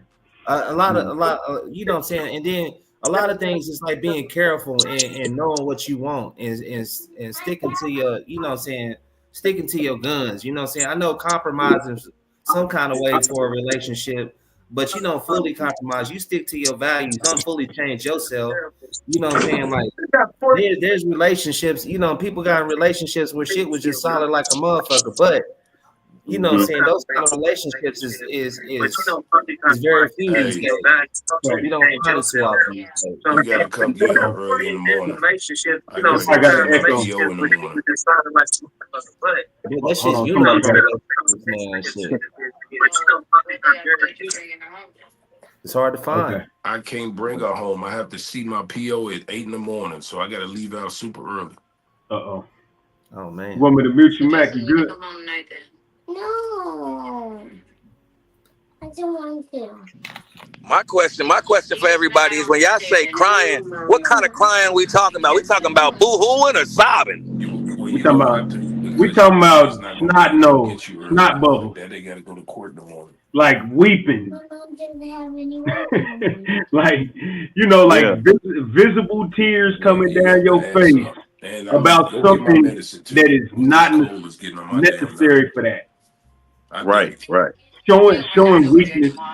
Showing Only weakness time a in girl general. see me cry is when I lost a homie. That was the only thing. I said it wasn't uncontrollable crying, but it was tears dropping. And she never, like you said, I never felt bad about it. Never like back up, like everything that he was saying. I respect that from that, just throwing that shit back, because to me, it's an abusive woman if it's me. You hold on, you was choppy. Say the last part again. Yeah. I said that's an abusive woman. That's like how they call us. That's verbal abuse. That's emotional. That's emotional. Yeah, that's emotional. Crying, you know what I mean? That's she's just an abusive woman. If you never had an abusive woman before. Right. No. And you can even make the argument, which one is worse, emotional or physical abuse? Which one's easier to heal from? Which one does the less damage? As a man, we can take them punches and them smacks. That ain't shit. Right. But like Holmes said, that's when motherfuckers start getting domestic violence charges. When our ego is played with, that's when bitch you get choked out. You feel me? As a man. My bad, Avi. I just did it because you wasn't there. Go ahead, bro. I'll choke shit out of bitch. I ain't with all that boys don't hit girls shit. Nah, I'll choke the shit out of bitch. He said, I'm gonna choke your ass. And look, and like I said, everything don't warrant that. Just like the tears. The tears, a lot of things you're not supposed to be crying about. But a lot of things that, like, even I feel like physical is easier to heal from. Nah. I'm gonna say the emotional. The physical is easier to heal from, But emotionally, physical like is easier when you- to heal from. No, yeah, the physical, the emotional abuse is different. That emotional abuse man has longer lasting effects. That on your next relationship though, because now you taking that trauma on what you got from your previous relationship and taking it to some new shit. Right. Because you put your guard up. Right. That shit can be toxic in his own. When you go into a new relationship with your guards up, that motherfucker probably catching some unnecessary strays that they really didn't need and shit. And you could be toxic that way. Hey, and hold on. Here's another one too. Like the first time a woman try to do them fake tears, get you to lower your guard, did she hit you with the okie doke? I could take that one. I fell for it. We break up. I get with somebody else. She do the same script. So by the time I get to girl number 4 and 5, and she try to run the same script, guess what? I'm like, oh, for real? I don't even feel bad. And so now it's like it go from the fake tears. Now she lashing out. She dog mad now. I'm like, I ain't got it in me no more. Like those traumas and stuff like that emotionally put up walls where you like, I ain't finna fall with this shit no more. And that's what I tell women. I got 40. I told women, like, look, I got 40 years of fucked up trauma behind me. You ain't special. You know what I'm saying? And unless you can put in the work and alleviate that, I can't. I got to put you in the box with every other female out here. It's guilty until proven innocent, and that's Pretty what trauma. much. That's what Is it trauma. fair? No, it's not. But that's But how I got to structure myself to survive in the dating world. You know. But Var, this is the thing, though. You don't have to treat people differently. You can Oh, just no, make no, no, sure it's not that you just make sure you go into situations understanding that this might be the outcome, and that's when you playing defense. You're not gonna not open the door. You're not gonna talk to her crazy. You're not gonna do none I of that. agree with you. But I agree when with you 100%. But when that bullshit pop up, guess what's gonna happen? I'm ready. Mm-hmm. Yeah, when those red flags come up, when you start to see similar shit that you dealt with before, that's when you put your guard up. Yeah, it's pattern recognition, and that's what's going on with a lot of people in the dating game. Like I'm talking about even the small things like texting. Like somebody texts you WYD, and then they know that 97% of people that fuck them said WYD every morning or in the middle of the day, and you like, man, and it'll cause something in them, it'll trigger their mind, just things like that, and it's dangerous. So that's why you have to be healed, bro. You cannot go out in these streets and try to start over until you all the way complete. Because it's just gonna re-trigger the bullshit. Yeah. It's going to happen. And you know what? Exactly Back, what you said. because that next man is gonna get the blame for it. That next man gonna get the blame for some shit that the other nigga did. But you know what? Altogether, like what y'all saying, man, for real, when it come down to it, you got to be in tune with your star player. You got to know you for who you are, yourself. You got to be in tune with yourself, man. Like that's you can't heal unless you like really know who you are, what you comfortable with, what you willing to deal with, and what you're not willing to deal with, and then stand your ground on that. You got to be yourself. That's the key. It's not themselves. Because a lot of people set boundaries and don't stand on the shit. A lot of niggas know. A lot of women know. They're like, I'm not putting up with this shit. But then they meet somebody they like and allow it to go down. This is called infinitely not healing. You'll never get to, and I don't even like saying the heal shit because that shit sounds like a female to me. I don't like saying that shit. But like you gotta go through that shit. You gotta get through it so you can make everybody around you they not taking on your shit for no reason because they didn't do nothing. You just gotta check yourself into emotional rehab. That's all that is. You know what I'm saying? But I will say this. Like I said, even when I was doing it, I got to a point where this is what we got to do. Like I tell fellas, I said, most fellas got to get to a point, even after a heartbreak or when you get your shit together. Take that next year and get used to being by yourself, man. Because when you get used to be by yourself, you get more structured, you get more focused. You got your hard boundaries, and so when you get back out here in the dating world, you ain't falling for the same shit that you did before. You know what I'm saying? And so them red flags be just popping off. You be like, nah, I'm good. You know what I'm saying? And I also noticed this too. A woman can't stand a black man with his shit together and he is single. They can't stand that shit. Ooh. They'll go above and beyond because it's like that's supposed to be foreign. You know what I'm saying? They're like, nah, he bound. Nah, this shit ain't supposed to happen. Nah, somebody need to come swoop this motherfucker, and they get aggressive than a motherfucker.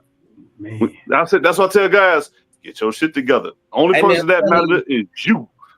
Hey, when you in tune with yourself, man, that's why I say, like, bro, I'm at a spot where I don't give a fuck, man. I got a house, I got a career, nigga. My kids is good. Like, ain't nobody tell me shit. Motherfucker telling me like I couldn't buy. They wanted me to buy drinks for them. I was like, I don't want to. If you broke, just say like, bitch, I ain't broke. I'm not buying you a drink. I don't give a fuck. Like, I'm cool. I'm tuning myself. I know where I'm at. I'm great. And then fuck with them, and then they come like, I was just joking. Like, nah, get the fuck up. She wasn't joking. She was testing. That's what this shit was. To crack and break my character by doing that shit. Like, I'm in tune with myself. Like. When you in tune with yourself and you know that you good in every other aspect, you just don't give a fuck what people say, and your outlook it becomes different. If a motherfucker ain't about their shit, you just don't waste your time with them. Right. And that's the thing they don't like. Simple as that. If they not with your program, they gotta roll. They're not with your program, they gotta go. That's it. All right, y'all. We're gonna go. I got 2 more.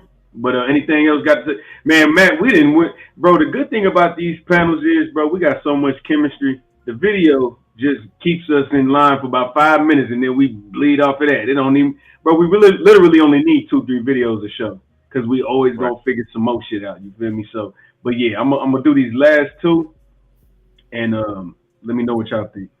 Making a decision and the woman doesn't necessarily agree with that decision. Would you think in the back of your mind that is there something that I'm not doing to clarify my moves? Listen, if I'm in a relationship with a woman, if I'm jumping off the bridge, she's jumping off too. The thing is this. Let me explain. No relationship is perfect. So there's always going to be ups and downs in a relationship. So this means that the man is going to be wrong sometimes. And if the man is wrong sometimes and the man has to take an L, that woman takes that L too. But you're not about to leave me off the cliff. Let me ask you a question. There's many people during COVID, right? They got laid off from their job because their business is closed. And they followed that manager or the owner of that company to the end of the road. They followed it to the end of the road. They didn't question it. They didn't say anything. So if you can follow another man, a boss, you can for sure follow the man, the dude that you're submitting to and you're laying with. Bro, that video, I wasn't even going to clip that shit until I heard that shit at the end when he talked about Kobe. Bro, that shit was so powerful because when you put that shit in perspective like that, like, nigga, you followed this motherfucker with a countdown date. You already knew. Now you gonna either have to do this shit from home or we gotta let you go. You know what I'm saying? And they do it. Yeah.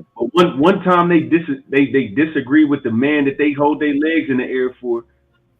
Oh, he leading me wrong. No, they don't. Nah, I don't. Fuck that. If you allow like if I try to pretend I got a pussy sometimes so I can understand this shit.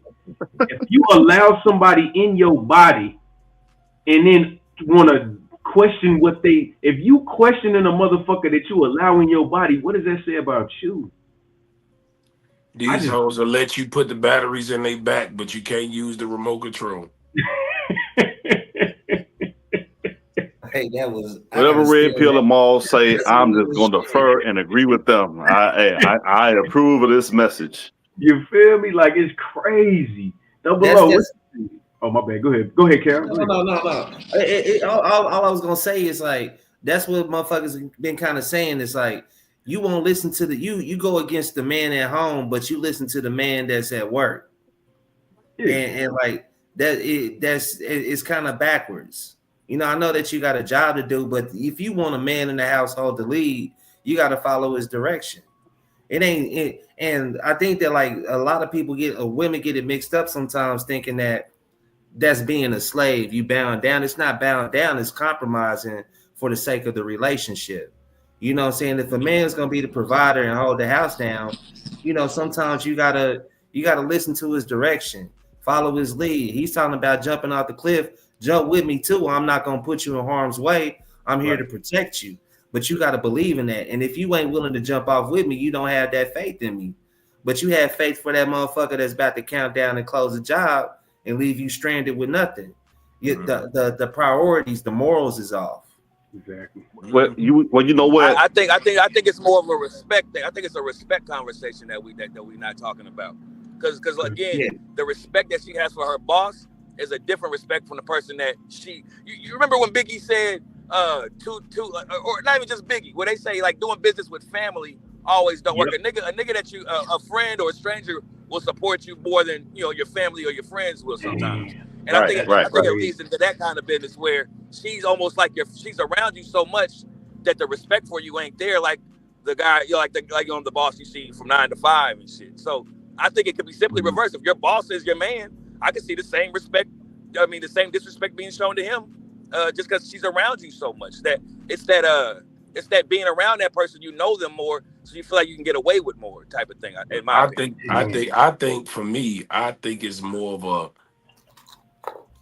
what's the word I'm looking for? I think it's more or less the level of not being scared to lose. There you go. Because elaborate. Yeah. Because this bitch scared to lose that job, so she gonna get her act right. She ain't scared to lose you. Yeah, she figures she can get another you. I feel what you're saying on that. Yeah, she thinks she can get another you. That's all. If you was a unique figure or something in her life, she would act accordingly. Well, not even that. It ain't the fact that she thinks she can get another you. She just know your ass ain't going nowhere because she didn't press the line so hard. Yeah. But my bad. Go ahead, boy. So this is where I say these motherfuckers are crazy, delusional, delulu, and need to get out of their damn head, right? You want to be harder and treat the person you spread your legs to like he's disposable, right? And your question to say, oh, he really don't care about me, I don't mean shit to him and shit like that, and because you feel triggered, and in the home life, you feel like you have a bigger voice there, okay? On the job end, like you said, you don't want to lose that good paying job, right? But you put in 20, 30 years at that job and retire, guess what? It's the same effect. Your boss don't give a fuck about you.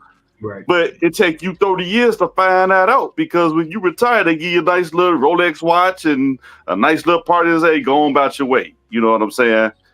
And what I don't get is why they can't separate the two, because I understand they got more emotions.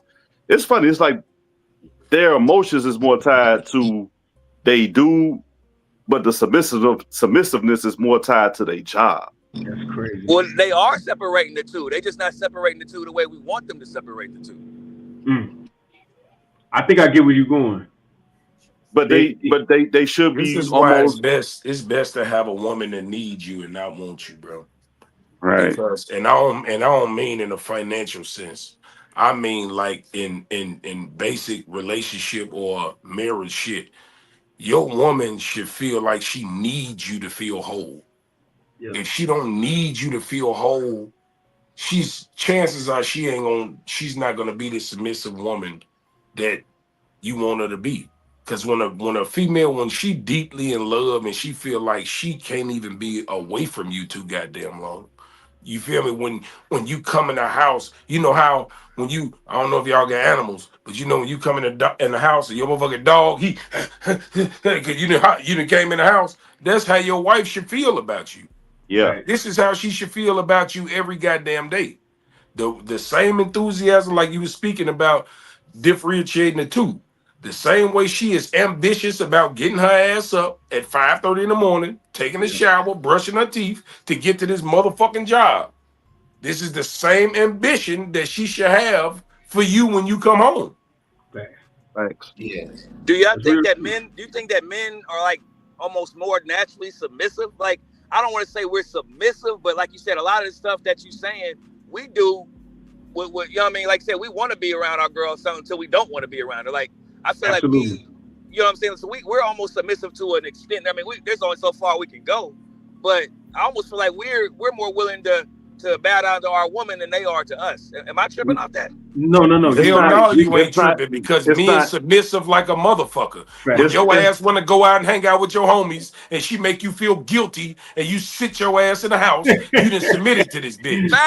Right. But you know what? Here's the thing. I don't think it's so much as a submissive thing. I think a man will work more with a woman, regardless of how high or how low we get professionally and stuff like that. The problem is women have so many opportunities. This is the core of it. The women in the Me Too movement and the feminist movement are the product of their own demise at this point. Yeah. Because even though we was leader of the household and stuff, we ain't never been a man in history. I ain't counting the gay motherfuckers, but ain't never been a man in history say, I don't need no woman. Man, even the Richard Elon Musk ain't never said to women way more. Right. And I'm gonna just give you some examples. Submitting to me, what my definition of submitting is to go against what you want to do to make somebody else happy. You submitting to their will, to what they want. Right? Word. Like I already used one. When you want to go out with your homies and she make you feel guilty because you done been out last week and then she sucker you into staying in that week, right? Another one is this. She want to go out to eat or go to the show. You want to sit in the house. You don't want to do shit. But this bitch want to go outside. So now you got to get dressed and act like you want to go too. That's a level of submission. When this bitch want to go out of town and you know that you trying to accomplish some shit, you stacking bread away to do some shit. This bitch want to go on a trip and you take some of your stash money to go on a trip with her. You submitting to her. It's all kind of ways that men submit to women. Let alone and on top of that, let go all they don't our look at it hoes. like that. They don't even look at it like submission though. They don't see it as submission though. They see it as this is what we're supposed to do. It is. No, you're right. It is. But it's almost like they look at that as that's just what we're supposed to do as a man. Right. It's the way they perceive it. Yeah. But it's You know what I say, man, all together, man, what I say is like what a relationship needs to be seek both man and the woman is peace in the household. When you come into your house is your castle. That your partner should be your peace, give you peace of mind, and not be stressing you out. Y'all should be able to compromise and see things out on a certain level. Y'all may not always agree to that shit. I'm glad you said that, and I don't mean to cut you off, and I'm gonna let you cook, but I'm gonna say this real fast, right? When you talk about peace, let's just dive into this real fast. I want you because I done been in long-term relationships, and I'm an old motherfucker, and I done had a lot of experience. When you talk about peace and you put compromise in the same sentence, they do not go together. They don't. Because when you compromise, you doing some shit you don't want to do to make the situation better. Yeah, just to ease over shit. You know you want to do some shit, but is this the best thing for? Is she gonna get on your nerve? Because we don't like to argue. So we'll secretly put ourselves in a shell and handcuff. We'll handcuff our motherfucking self just so we don't have to hear her shit. Right. Yep. Apologizing when you don't need to. You see what I'm saying? Yeah, facts. That's a good one right there. You be apologizing for some shit she did to make her feel better. But see, that's where the build-up come in. That's what drives you insane. That's when you go to shit. Compromising is not peaceful because you can't have it your way. When you're single, you don't have to compromise. You have your life your way. You can do whatever the fuck you want to do. You can leave your drawers in the middle of the floor and no motherfucker tell you I'm sick of cleaning up behind you. Bitch, I didn't ask you to pick it up. Right. You making me feel guilty about some shit. You could have walked right over the motherfuckers like I did. Nobody told you to pick my drawers up, bitch. Because when I lived by myself, them drawers stayed there until I washed on Sunday. Fuck what you talking about. But you know what? And we had two ladies that came here earlier, right? I think the way, because they was like, well, I don't see nothing wrong with a man crying and being emotional and telling me how he feel. They look for these chinks in the armor because they view, if I can get a man to tap into his feelings, then I can emotionally control him. It's just the way they view relationships. Okay. Now, where'd they get that? Hey, it's in the female playbook. I read it. How you think they did slaves? All the slaves looked up to the big niggas like me They'll take me and whoop me and beat the shit out of me and let everybody see I got a weakness. So now symbolically in my mind, the untouchable nigga is touchable. Right. Right. You have a certain level of respect for a shining armored knight until his armor is not shining no more. Now you don't have that same level of confidence in his defense. But hey, Maul, this is why I brought that part up first about the emotional control part, right? Because now when you start talking about submissiveness, they look at it as, this is why it's a triggering word for them, because they said, okay, they look at things from a standpoint of control. Now we going in the traditional and the biblical sense of what submission really is ultimately trust. And you got a lot of people out here with trust issues, both men and women. So when we talk about that, trust is actually what it is, but in biblically, the way it's preached is the word is used, submission. So this is a conversation I'm like, I really would like to have the ladies on, because that's not it's like, that's a triggering word, submission, but they'll tell you out the gate, I got trust issues, or they trust issues show themselves. You know what I'm saying? And that's what it ultimately is about. So when you say about following somebody out and taking that L, they are so reluctant because they don't trust the nigga they land with. But okay, so let me ask you this, boy. But in a sense of with the job, I can trust that as long as I show up to work, my paycheck could be here every week, every 2 weeks or whatever. You know what I'm saying? Twice a month. However I get paid, as long as all I gotta do is show up. You know, that's the trust factor with it. You know what I'm saying? So submission is the result of trust. Is that what you're saying? Biblically, and the way it's explained, submission is ultimately equates trust. That's really what it is, trust. Okay. As time went on and words get misunderstood and diluted, and you got socially acceptable phrases like, most people, like I said, most people don't know the difference between emotionally intelligent and emotionally mature. You know what I'm saying? They just say it because it sounds nice, and it's the social cliche right now. Right. But they don't know the true meaning of it. And when I say something about submission, it's ultimately trust, and that cuts them at their private, because it touches a trigger, a traumatic trigger within them, because they didn't trust the wrong nigga before. But we not supposed to be traumatic. And we done went through some fucked up bitches before. You know what I'm saying? Right. So now I can challenge you on your emotional maturity at that point, because you can't empathize that I'd have been through the same shit you done been through. Right.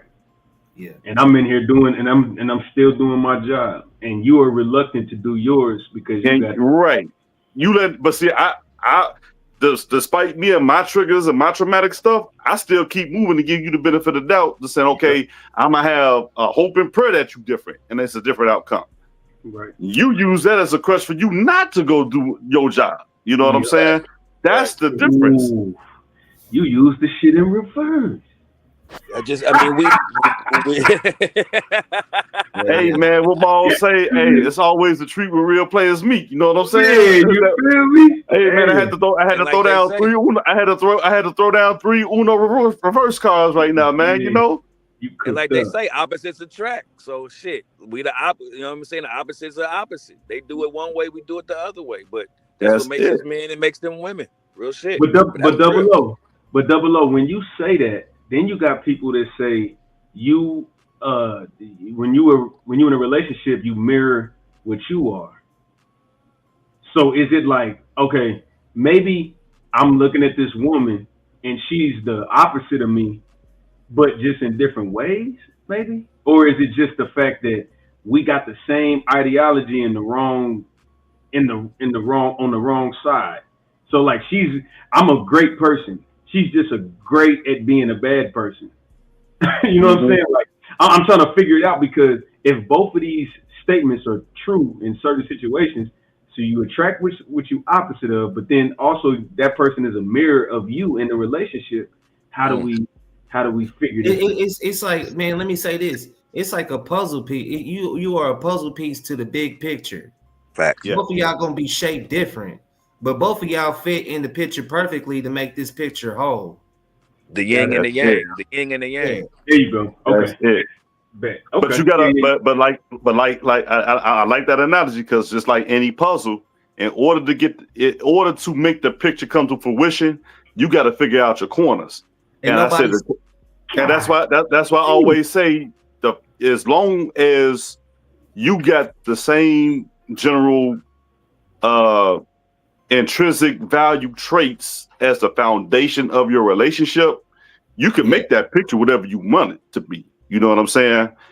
But you got to be at least be equally yoked when it comes to the foundation, the cornerstone pieces of the puzzle. You know what I'm saying? We working within this framework. Yeah, and this, what you're saying in the framework. When you building the foundation, somebody got to lay the mortar and another person got to lay the brick. Exactly. Right. And in order, y'all got to be a team to make this shit work. Right. You know, but I use the puzzle analogy. When you putting the puzzle together, I don't care how many pieces it is, you figure out what the corners is. Right. You figure out what the 4 corners is. This is the same thing as a foundation. And I was like, what's the 4 intrinsic traits that you look for into a mate? That's one of the first questions I always ask a woman if I want to take her seriously, because I want to see how equally, and I always tell them, I say effective communication is part of my foundation. Like, talk to me respectfully. You can be mad, but you're not gonna call me out. You're not gonna have the free will to call me out my name and everything but a child of God and be disrespectful when you're upset. Nah, you gotta have some kind of control over that shit. That's a you problem. You know what I'm saying? And see, another thing that plays a big part in that, when we talk about the puzzle pieces and the big picture, you got to not listen to the outside sources and not listen to your influences outside, because, you know, like women listen to single women for relationship advice. And sometimes they don't see the big picture. And sometimes your homies been and told you some shit. Like, I know we all got homies and talk about some player shit, and them motherfuckers ain't player at all. But they'll try to tell you some shit, and they ain't even seasoned, they ain't even been in no relationship. And so what you got to do is, when you meet that person that you want to grow with, you got to understand that nobody sees the big picture until the pieces are in place. And but Cal, here's the problem with the men and women. Most people, if you got a circle like that, you're not going to have a circle full of real people. You're going to have a circle full of enablers. Yeah. And that's the detriment right there. Like, when you got real people in your circle, they gonna be able to take their step. They gonna be able to say, okay, I know I'm your boy. We got a lot of things in common, but let's look at this from another perspective. Like, I had a like, man, look, you know, back in the day, you know, you kind of did your dirt around this time, so sometimes you just have to sit back and just let this one burn a little bit, because you was in the wrong and I was. You know what I'm saying? So, but it took a real close, real homie to tell me that. You know what I'm saying? And is it something I wanted to hear? No. But did I need to hear that? Yeah. Absolutely. Women don't keep each other accountable to that degree, though. Right. They tell them what they want to hear, but not what they need. But he ain't shit, girl. Come on, get your ass. We going out tonight. We gonna find you a new man. Yeah. You know, they enable, you know? Yeah, like they do their fat ass friends. Bitch, you eating that dress. No, bitch, you need to take that shit off. Fat, sloppy ass. Right. Not knowing that, because she looked that way, she like, okay, ladies, because I know women gonna look at this. Ladies, if you kind of big as hell and you worry about looking too big, and you had to ask your friends how you look, and she say, wear that shit knowing that you look big as fuck, cut her off. Like, you, because from her own selfish ego, she like, I look better than this bitch tonight, so I'm gonna get a man before she will. They competitive to the motherfucker. They set them up for the wet them up. Set them up, man. They set you up for your own downfall. What my man Martin say, be right up under here the whole time. Right up under here. And to be clear, don't get it fucked up. I don't want to make it seem like big girls don't be looking good. They be looking, it's just a way that big girls supposed to dress. Right. Big girls are not supposed to put little girl shit on. No, your stomach should not be showing outside of your or going over your right. You feel me? Dress like a big sexy girl. Stop dressing like a big ass hippopotamus. Man, they I just seen jumped up out the water. And like, hey, man, I seen some heavy try to wear that small shit. They like they about to give birth to a fucking T-Rex and shit. You know what I'm saying? Like, what the motherfuckers be looking 4 months, 3 months pregnant and shit. Like, are you pregnant? Like that's the beginning stage. Boy, ain't no more. If I see your belly, bitch, I know you see it. Right. Ain't no kid uglier than an ugly motherfucking light-skinned bitch and an ugly dark-skinned nigga, boy. Them two motherfuckers, they had the most ugliest light-skinned motherfucker you can never think of. What's the combo again? That motherfucker got pretty boy skin, but nigga features, boy. That's a one ugly motherfucker. Hold on. What's the combo? Hold on, so we can make sure we get it up out of there. Ugly dark skinned nigga usually have a baby by ugly fat Puerto Rican bitches or white bitches and shit. And them two motherfuckers mixed, they make one ugly ass light skinned child. Ugly motherfucker. And you know what's wild? Because two ugly motherfuckers that make a beautiful motherfucker. Man, shit. You ever heard a bitch describe herself on the phone, and when you see her, she got them features, she said, but they disproportion wrong than a motherfucker? Right. Like a bitch would be like, I'm light skinned, thick, with green eyes and long curly hair. And you see this bitch, she look like, what's that clown, goddammit? Oh, with the red like hair. What's Huey out here and shit? Man, shit. That Like you bitch look said, like or the bitch forget to tell you some shit like I got chin hair. Like, bitch, wait a minute, you forgot to tell me I got chin hair? Hold on. Double as soon O. as you call Hold the on, bitch kid. phone, she be like, you ring? You Hey, a whole lot of us have had a smoky moment. Like, bitch talking about she look like Janet Jackson. Oh Get my out the car looking like Freddie Jackson. Freddie You know what I'm Jackson. saying? Hey, look, we you know, all this had be- those moments. No. This is the telltale sign. Hey, send me a picture, and it's all face shots, or send me your social media. I don't really got social media like that. Yeah, you the big Get that motherfucker all face. Hey, if I gotta scroll down more than shoulders and head, bitch, I know you fat. if I gotta scroll down more than 4 pictures. Any other bitch to take that picture where they turn around and show their ass with their face, bro. You know how they do that? They all do the same pose that look at the little girls doing now and shit. Yeah, that one. Yeah. Hold on, big dog. Hold on. First of all, some of these big ones know how to pose, right? They know how to pose at certain angles and positions to make themselves look slim. Nah, nigga. You know what I'm saying? That's the most common one. Oh, there it is. The worst ones. The worst ones is the chicks with the skinny faces. They got skinny faces with big bodies. We throwing you off like a motherfucker. Right. No, that's Facetune. Y'all heard of Auto-Tune? They got Facetune. It's an app. They put their pictures through this thing called Facetune. I don't know if y'all hip to that. No. It's literally Snapchat. Well, they look like they got picture perfect skin, but they turn their head to the side. You see all the acne marks. Every bitch look like a cute ass ring deal right now. You see the look cut around her forehead and shit. Right, you know right. I can see the bone structure in your face, but then when I meet you, I can't even feel a bone in this. Can't feel no bone. She look like a cover girl model with that out, man. Right. She turn her head to the side. She like Skeletor. Hold on, boy. Let's do this because I don't want it. They gonna say we women bashing, and I don't like that because we not women bashing. Okay. What's saying it, Mr. Why you mad? What's good, my brother? I don't know who that is, but man, what's up with it, homie? What's up, man? You doing all right? Well, I'm cool, man. What's the word? Another day. Hell yeah, we just in here. I guess what some people would call women bashing. But have you been on? Have you seen any of the videos? You want to comment on any of them? I just hopped on. I didn't know y'all started this early. I thought y'all started at 10. Oh no. This hold on. This you got to be one of Mac homies or let you know because they start later. That's my brother right there. That's my brother. Oh shit, what's up with it, bro? But I this started. this is my boy Red show right here, D. Oh, okay. My bad. Respect to everyone. Nah, you All good. right. This is what we're gonna do. I'm gonna put on the last video and then I'm gonna let you go first. That'll work. All right, here we go. Manny. More than 5 bodies. Damn. Super Bub. More than 2 bodies. Super Strata.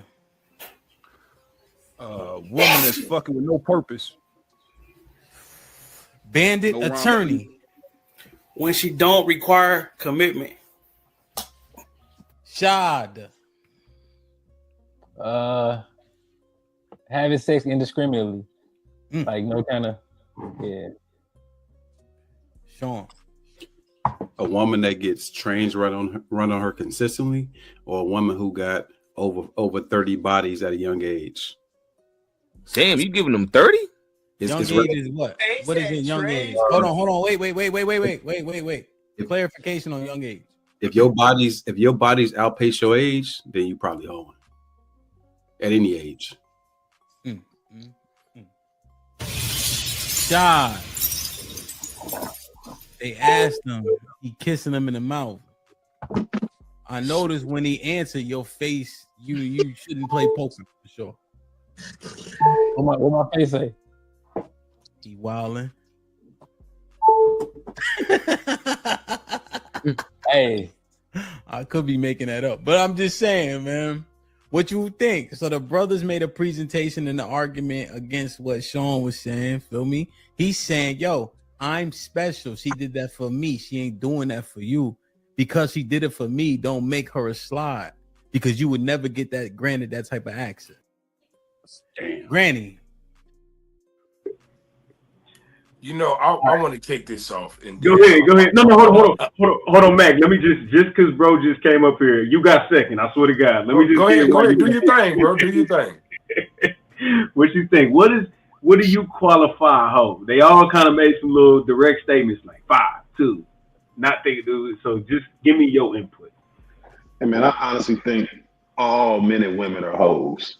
Anything, any number a woman says to me is too high. It doesn't matter. Any number she say to me is too high when I'm with you. You say 3, you a hoe to me. It just don't matter. That's why it's best to never ask those types of questions. Some things you got to leave in the closet.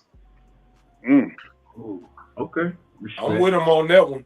Go ahead, Mac. Or if you're not done, no, go ahead. If you okay, I was gonna say this, right? When he said that, made the comment about she don't do it for everybody, she did it for me. I feel special. I used to be a delusional motherfucker like that. I used to believe that shit, right? I, honest to God, used to believe that shit, right? But I'm gonna tell you the reason why it's a delusion, right? Because all these hoes like the same type of niggas. So whatever nigga she letting her space, she doing that to him too. You are not special. Yeah. How the fuck you think she got good at it? Exactly. Thank you. Hey, you know what? Every human being got 3 or 4 tricks, and we're gonna use those 3 or 4 tricks on who we want to use. Ain't nobody special, man. Ain't nobody special. Boy, she just showing her talents, what she got. Right. Yep. Yeah. You know what? Let me say it like this. I kind of agree. If your body count exceeds your age, you are definitely you're Thottimus Prime at that point, right? Oh, so a bitch could be 30 with 28 bodies. She cool. Hold on. Let me say this. That's what he said. But I'm just like, okay, wait a minute. Let me think about this for a second. Because most women, they got this thing that if they spin the block, it don't count against their body count. That's to you. That's what they say. That's what they say. To me, nah, hold on. For me, if she spin the block with an X, he count as many times as you spin the block with that nigga. And I'm gonna tell you why. Okay. And we all rose because I think y'all gonna agree with me. Whenever y'all started fucking was pretty much in y'all teenage years, right? Let's just say nice safe age is what, 16, 17, right? Yeah. I'm like Maul. I'm 44 years old, 44, 45 years old. I don't fuck the same way I did at 16 as I do now. You know what I'm saying? I don't fuck the same at 44 like I did at 34, and so on. You know what I'm saying? Because as you get older and you keep doing it, you get better at it. You know what I'm saying? Yeah. So when you spin the block, it's a better nigga. It's a better version of you because you're more experienced at that point. So you're a brand new person. It's the same body though. This is why real shit, Bob. This is why niggas like me and probably niggas like y'all, because we all players, right? Right. This is why certain hoes, regardless of who they been with or how long it's been, you can always still fuck her.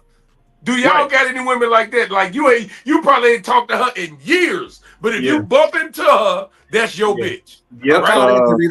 You know why? Because women think that going backwards don't count. As long as it's not a new nigga, I'll go back and be a hoe for one of my exes because I already done that.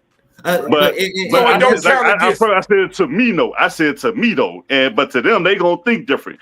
It makes sense. They can believe what they would. You double back. You know, because guess what?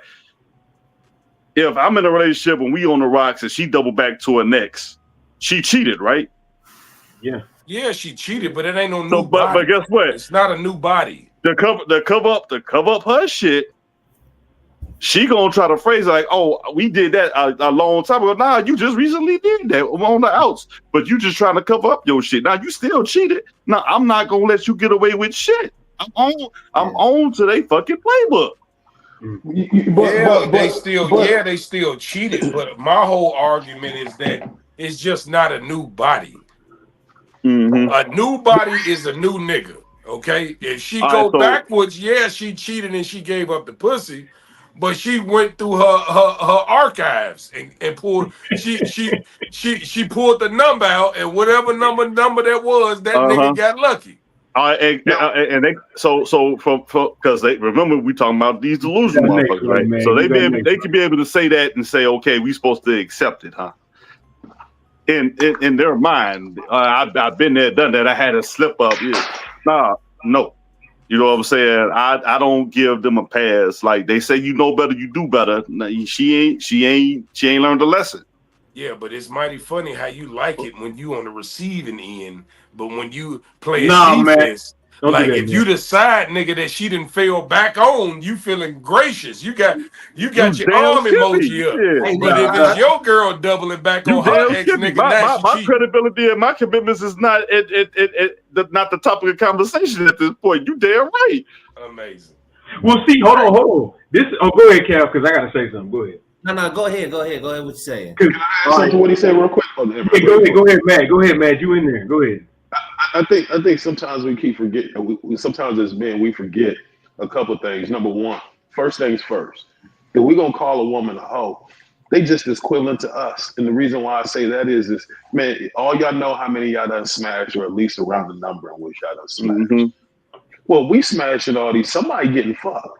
So a lot of these women, they can't have low numbers. And most of the time, to keep it real, we got to understand most women don't have sex for sexual pleasure because most of them don't reach an orgasm. That's just a scientific fact. That's and many times we may think we laying down the pipe of what we're having. The reality of it all is most of them don't even get orgasm. So like what my man said, everybody got that one bitch that you see, that it could be 3 or 4 years, you catch her, see your bitch again. Yeah, that ain't because of most of the time the dick game. That's because it was something about you that she attached to emotionally or mentally. Because the reality of it all is the pound game can be as good as we want it to be. Let's just keep it real. But most of the time, they not being pleased like that. So most of these hoes are hoes for attention. They hoes for some type of a love, or they hoes for they're getting something else from you than you think the dick game. Just the reality. I do agree. I do agree with that to a definitely more of an extent than less. I do definitely agree with that because for one, if she's doubling back, you did do something right because she's not. Even if she's just trying to protect her numbers, she ain't gonna protect it with a nigga that didn't make her do nothing. That's true. Yeah, you know what I'm saying? You when she doubling back, you become the relief pitcher because her star ain't knocking it up. Her star is not getting it done. Right. She need a finisher. Right. Hey, have you guys ever heard of this concept called the Phantom X syndrome? No. I ain't heard that. Break that down. So basically, women get into a relationship till it gets stale, or they get out that honeymoon phase, and they'll break up or start looking for somebody else, but they always double back with an ex. Like they have an ex that leaves an impression on their mind, like good traits or whatever that make them feel a certain way. They normally double back. So my man was he's right about that when he said that if she double back, it's something about him that, she coming back for, right? And we all know women are extremely loyal to their feelings. That's exactly right. And so the thing about the Phantom X syndrome is it's not thrust upon one person. It's thrust upon a lot of the past dudes she done been with. This is why the women are delusional. Like they have niggas that they think is a Build-A-Bear when it doesn't exist. And that's when they developed that Phantom X syndrome. It was a term for it. I was still thinking about it, but they'll take like, oh, I like Maul. I like his physique. I like LeVar's intellect. I like Red Pill, how gunner and raw he is. You know, I like Cal Dick. You know what I'm saying? They'll take pieces to build a nigga. And that's and in their mind, they think this nigga is out here. They can get it all in one person when you actually can't. That's right. That's right. You ask 90% of women what's the number one quality they look for men, and it is not the fuck game. The number one answer for what women find in men that they enjoy, that they like, is that they make me laugh. That goes to a mental mindset. That literally goes to a mental mindset, because we all five of us have had a broad where we done met and said, meet me behind the gas station. And we done smashed you a good 3, 4, 5 minutes. We ain't making love to these hoes. We just trying to catch that quick nut. So you tell them, most niggas don't realize that ain't what bring her back. It might be because you treat her like a hoe. She mentally might like that. You know what I'm saying? But it wasn't the fucking. It's just the reality. That's why I don't necessarily think it's making a laugh neither. What I honestly think it is, I think the number one thing that women look for in men is security. And this is why it's typical for good girls to like bad guys. Why do they like bad guys? It's not because he's a bad dude. It's because everybody respects this guy. Everybody looks up to this guy. This is what women are attracted to. They are attracted to the center of attention. They're attracted to the leader. That's why you see hoes. Who the man? I'd have been in clubs in Atlanta, strip clubs. These bitches used to come in our crew like, which one of y'all the boss? Who the boss? Bitch, all us bosses. The fuck you mean, who the boss? It's the sense of they go for the sense of adventure. They laugh. Your joke ain't even got to be that funny. They gonna laugh at that motherfucker. Yeah, they go for something that's entertaining, something that gives them a thrill. Yeah, like I'm saying, they don't security like and power. They like thrills. Security and power. That's all it is. Women love powerful men. It's just they love a man that everybody respects. They love a man that they can sit around and don't have to do shit. They want daddies. You know how you treat your daughter? This is the type of man they're looking for. So any man that looks like he has this aura of security, well, yeah, I could be up under him, won't nobody fuck with me. He'll pay my bills. All the tangibles that women look for is in some form of security. Like real shit. I'll say this. I'm gonna split the baby up with everybody. Those aren't women. Those are girls. I think ultimately with a woman, when she double back, whatever she really wants is depending on how she's feeling, right? To Maul's point about they want the boss nigga or the bad boy, right? Sometimes they just might be like, you know what? I'm so used to being men chasing me. I want to chase that nigga. You know what I'm saying? Like she might have that feeling. I want to be around a nigga that's gonna make me work for it. You know what I'm saying? And she know that, you know, the dude with the edge is that not paying her no mind is gonna give her what she that could be an attractive trait for her. Well, I gotta work to go get him. You know what I'm saying? And they come and that's where they be real straightforward and stuff like that. You know what I'm saying? Like it could be that. Every female chase niggas though. I don't give a fuck what they say come out their mouth. When a bitch get dressed and she go to events where it's millionaires, you think she going there to have a good time? Fuck no. She's going there to get chosen. When you see a bitch go to the motherfucking basketball game or the football game and they sitting right behind the coaches, winking at players and shit, what you think them bad hoes is doing? They fishing. Chasing men. When hoes go to the club and they walking up in niggas section, drinking up their liquor, they chasing the boss. They chasing the niggas with money. I respect your opinion, my guy. I really do. But let me say, I totally disagree with that. The reason why I do is because that's men. We go to the club to not leave, to leave with something to suck our dick. That's why we leave. That's why we go to the club. Women go to the club 4, 5, 6 deep. I guarantee you, most of them just really going to have a good time and to be seen. And the reason why I know that, stand outside the club. Then why are these bitches going home by themselves? You just answered your question. No, hold on one second. You got all these dudes that in this club, but most women go home by themselves. And the reason being is, yes, they do like to be seen. Don't get me wrong. But again, that's why I said when you made that first point, we got to label them correctly. Some are girls and some are women. Because most women, I'm just one of those people. I'm a numbers guy. I'm one of those people that I follow numbers. People lie, numbers don't. Look at the percentage of men that have it compared to women that have it. Most women really have it. Men just are in leadership roles. Most women got it. Have what? Whether it be education, whether it be money, whatever it is, most women have it above men. Just a fact. It's not even an No, it's argument. not. Men out-earn women by a landslide. You tripping. Again, no. You are accurate on that. For example, I'm gonna tell you why you're right. So you can have a job and you make $60,000. I'm gonna make this number up. You can have a job and you make $100,000 a year, but then but you have, say, 80% of women who make $85,000 a year. But there's more women that make more money, but there's less guys that make more money than them. For example, you look at Bezos. Look at the Facebook guy. When you look at all these multimillionaires and billionaires and CEOs of companies, they running it, but they offices are ran by women. It's more women with high lucrative jobs than it are with men with high lucrative jobs. That's just true. Hey, Okay, he so said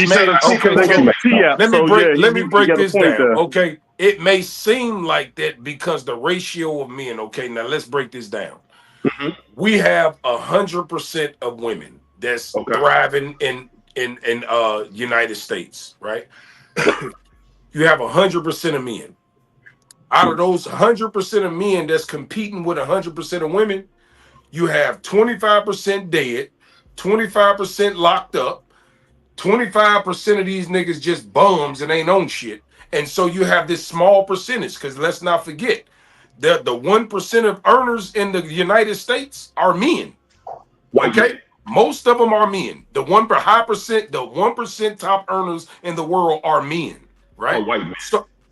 Okay, but they're men. I'm saying men in general. I'm not specifically saying black men. I'm saying men in general.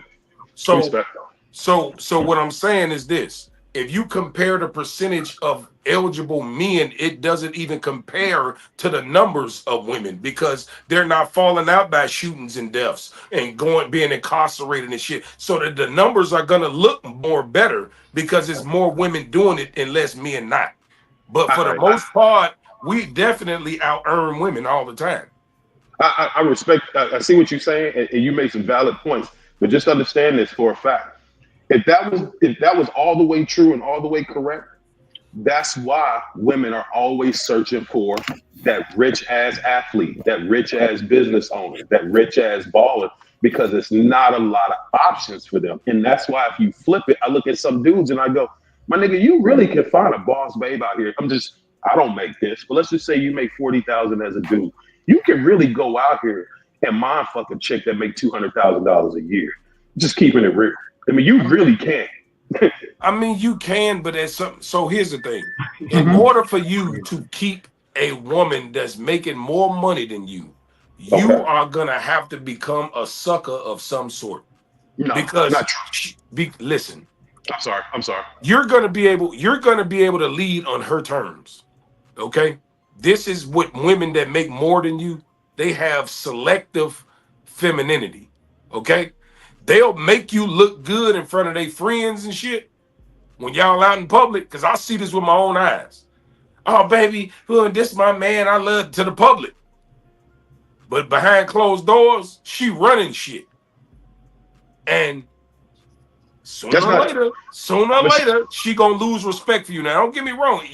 I'm not saying a broke nigga can get a woman that got bread. It can happen. You can definitely clap them cheeks, but you're not keeping her for a long period of time. It's just not gonna happen. The only way that can happen is this: if you making 200,000 and she making $500,000, it'll work. I respect that. If you making 40, 50,000, if you making 40, 50,000 and she making 150, you ain't finna keep her alone. That's not true. I'm about to ball that up right now. I made 87,000 last year. I can say that because my face ain't being shown. I made 87,000 last year. My wife made 145,000. I made 80,000 a year before that. My wife made the exact same thing. I've been with her 18 years. That's just not your own question. No, I didn't. I didn't. I'm telling you why I can keep somebody that makes more money than me. She wasn't making that when y'all met. Yeah, you built camaraderie though. She wasn't making $140,000 18 years ago. You said what? She wasn't making $140,000 18 years ago. When I first met my wife, this is no exaggeration. When I first met my wife, I was making $10, and I was making $12 an hour. My wife has always made more money than me. Okay, how much was she making when you met her? I can't recall what she made, but enough where I was paying the electric and the cable, and she took care of the rest. Let me make my quick point. All I'm saying is my man, the host, you made a great point. Yes, the camaraderie came into play, but that's still at some point you have to overlook the financial restrictions. So what I'm saying is I've never made more money than my wife. Not ever. Never. And watch this. I never will. She has a degree. I don't have a degree. She's in a position where she's able to climb up the working class force totem pole. I don't have that ability based off of what I do. So it's always going to be that for me. It's going to be climbing slowly up as where next week, she just said she's putting in for a promotion. She doesn't get it. She's quitting and finding another job. And they're going to offer her more money. She's going to make a higher leap above me. So what I'm saying is you can still run a household.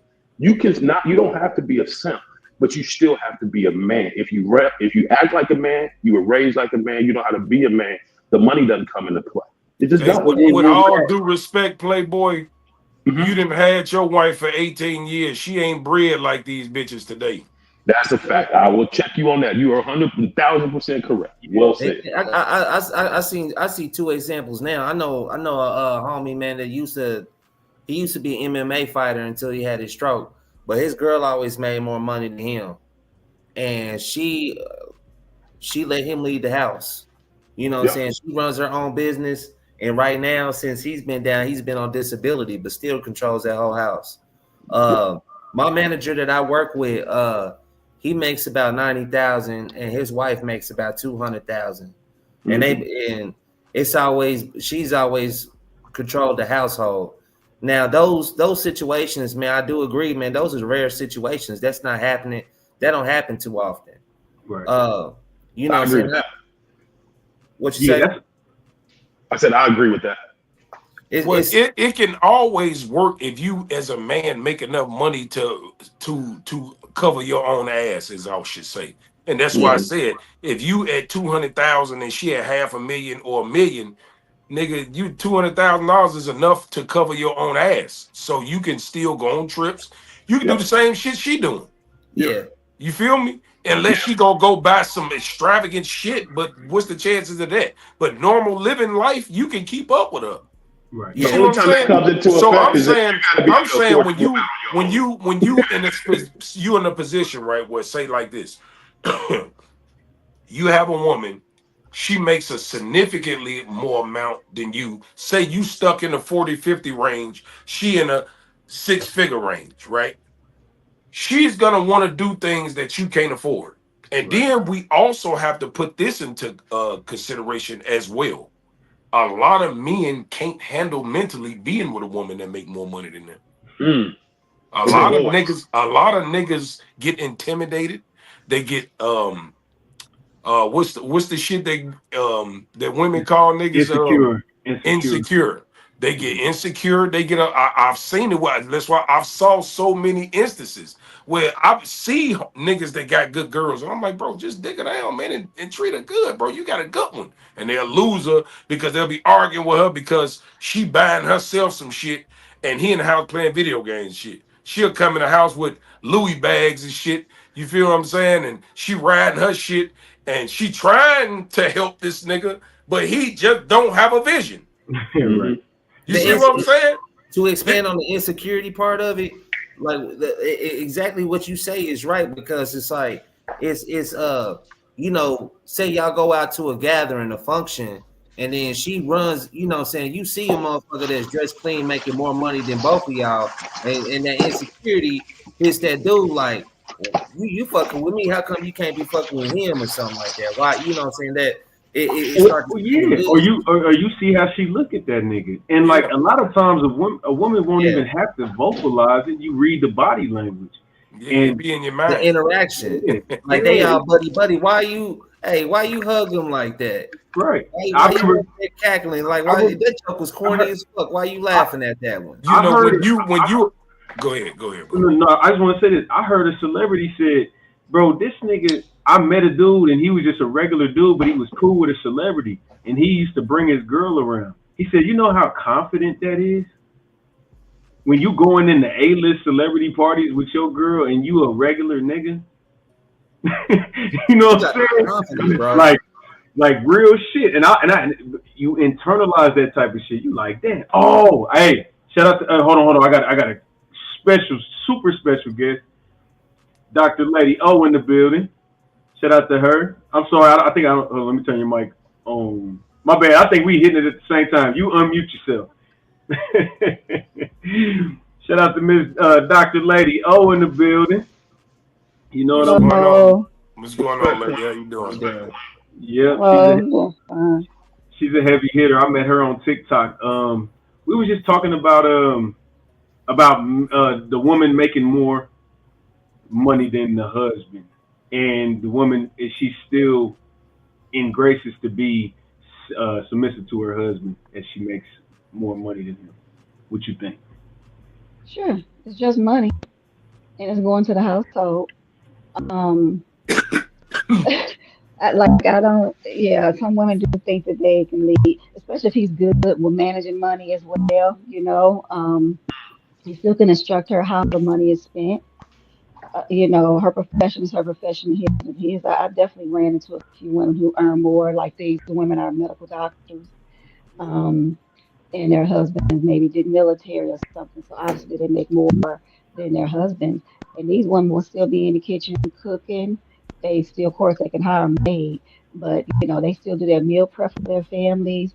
They still pick the kids up, like they still did their part. Now both did as far as children and picking them up and doing their part. But I'm saying this didn't stop the woman because she made more money than doing those, you know, taking care of the household as well. And I've seen that.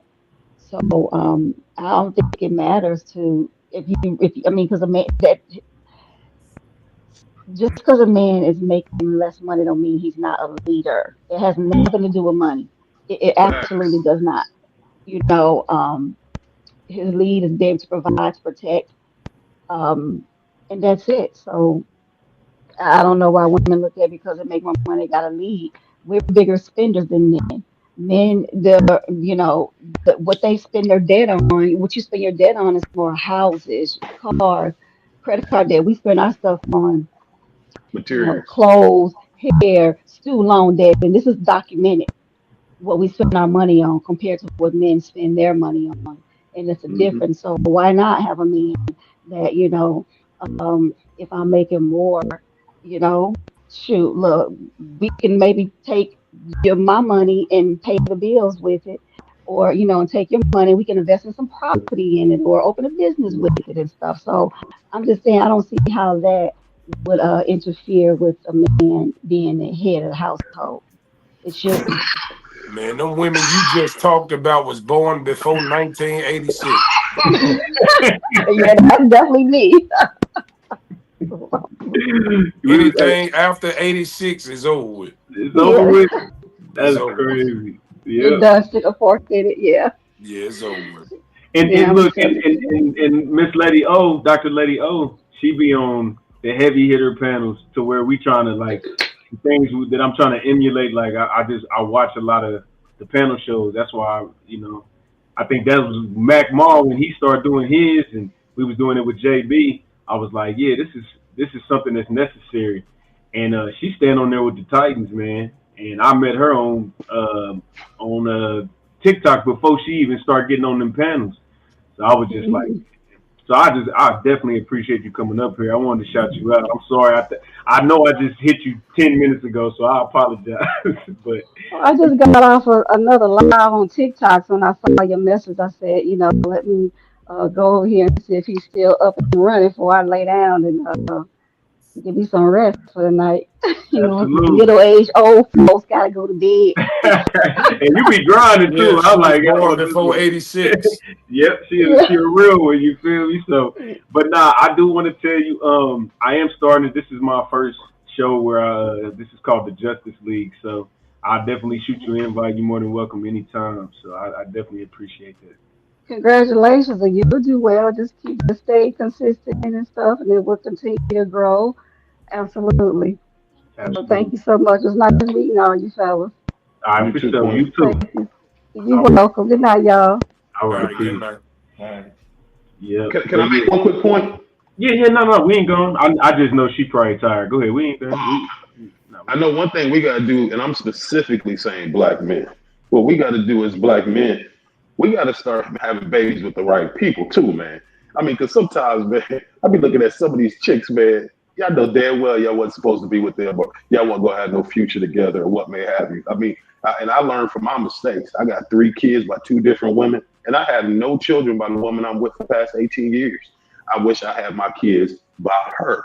You see what I'm saying? Because she is the right one. I mean, literally, I run my household. I run my kids. I don't tell her what to do, but she takes into consideration what I say. But when I lay the hammer down, it is real.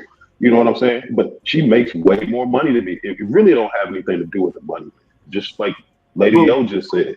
But why didn't y'all have no kids? Did y'all just decide not to? Well, I'm 47 years old. And so I had my first child right out of high school. My first son I had right out of high school. I split with his mom. Then I had a daughter by literally, when I say a rebound, I mean, we had sex one time. You know what I'm saying? And I had my daughter, but I got custody of my daughter. I raised my daughter from the age of 3 to the age until she went off to college. You know what I'm saying? So at that point, I said, well, shit, I kind of missed my first chick. So I got back with her. We had my second son. That obviously didn't work out. So when I met her, my current, she had already had two kids. So we got a total of 5. It didn't make sense to even try to have another kid. Gotcha. Hell no, I got 5 baby mamas, goddamn it. Damn it, man. I done done my part out here, goddamn it. I don't know what y'all talking about. And no gray hair, nigga. I'm proud of you. I ain't never been on child support. I don't got baby mama drama. All my baby mamas bad as hell. I got 5 badass bitches, boy. My kids is good. Right. You feel me? Like I wish it could have worked out with them, but you know, shit happens.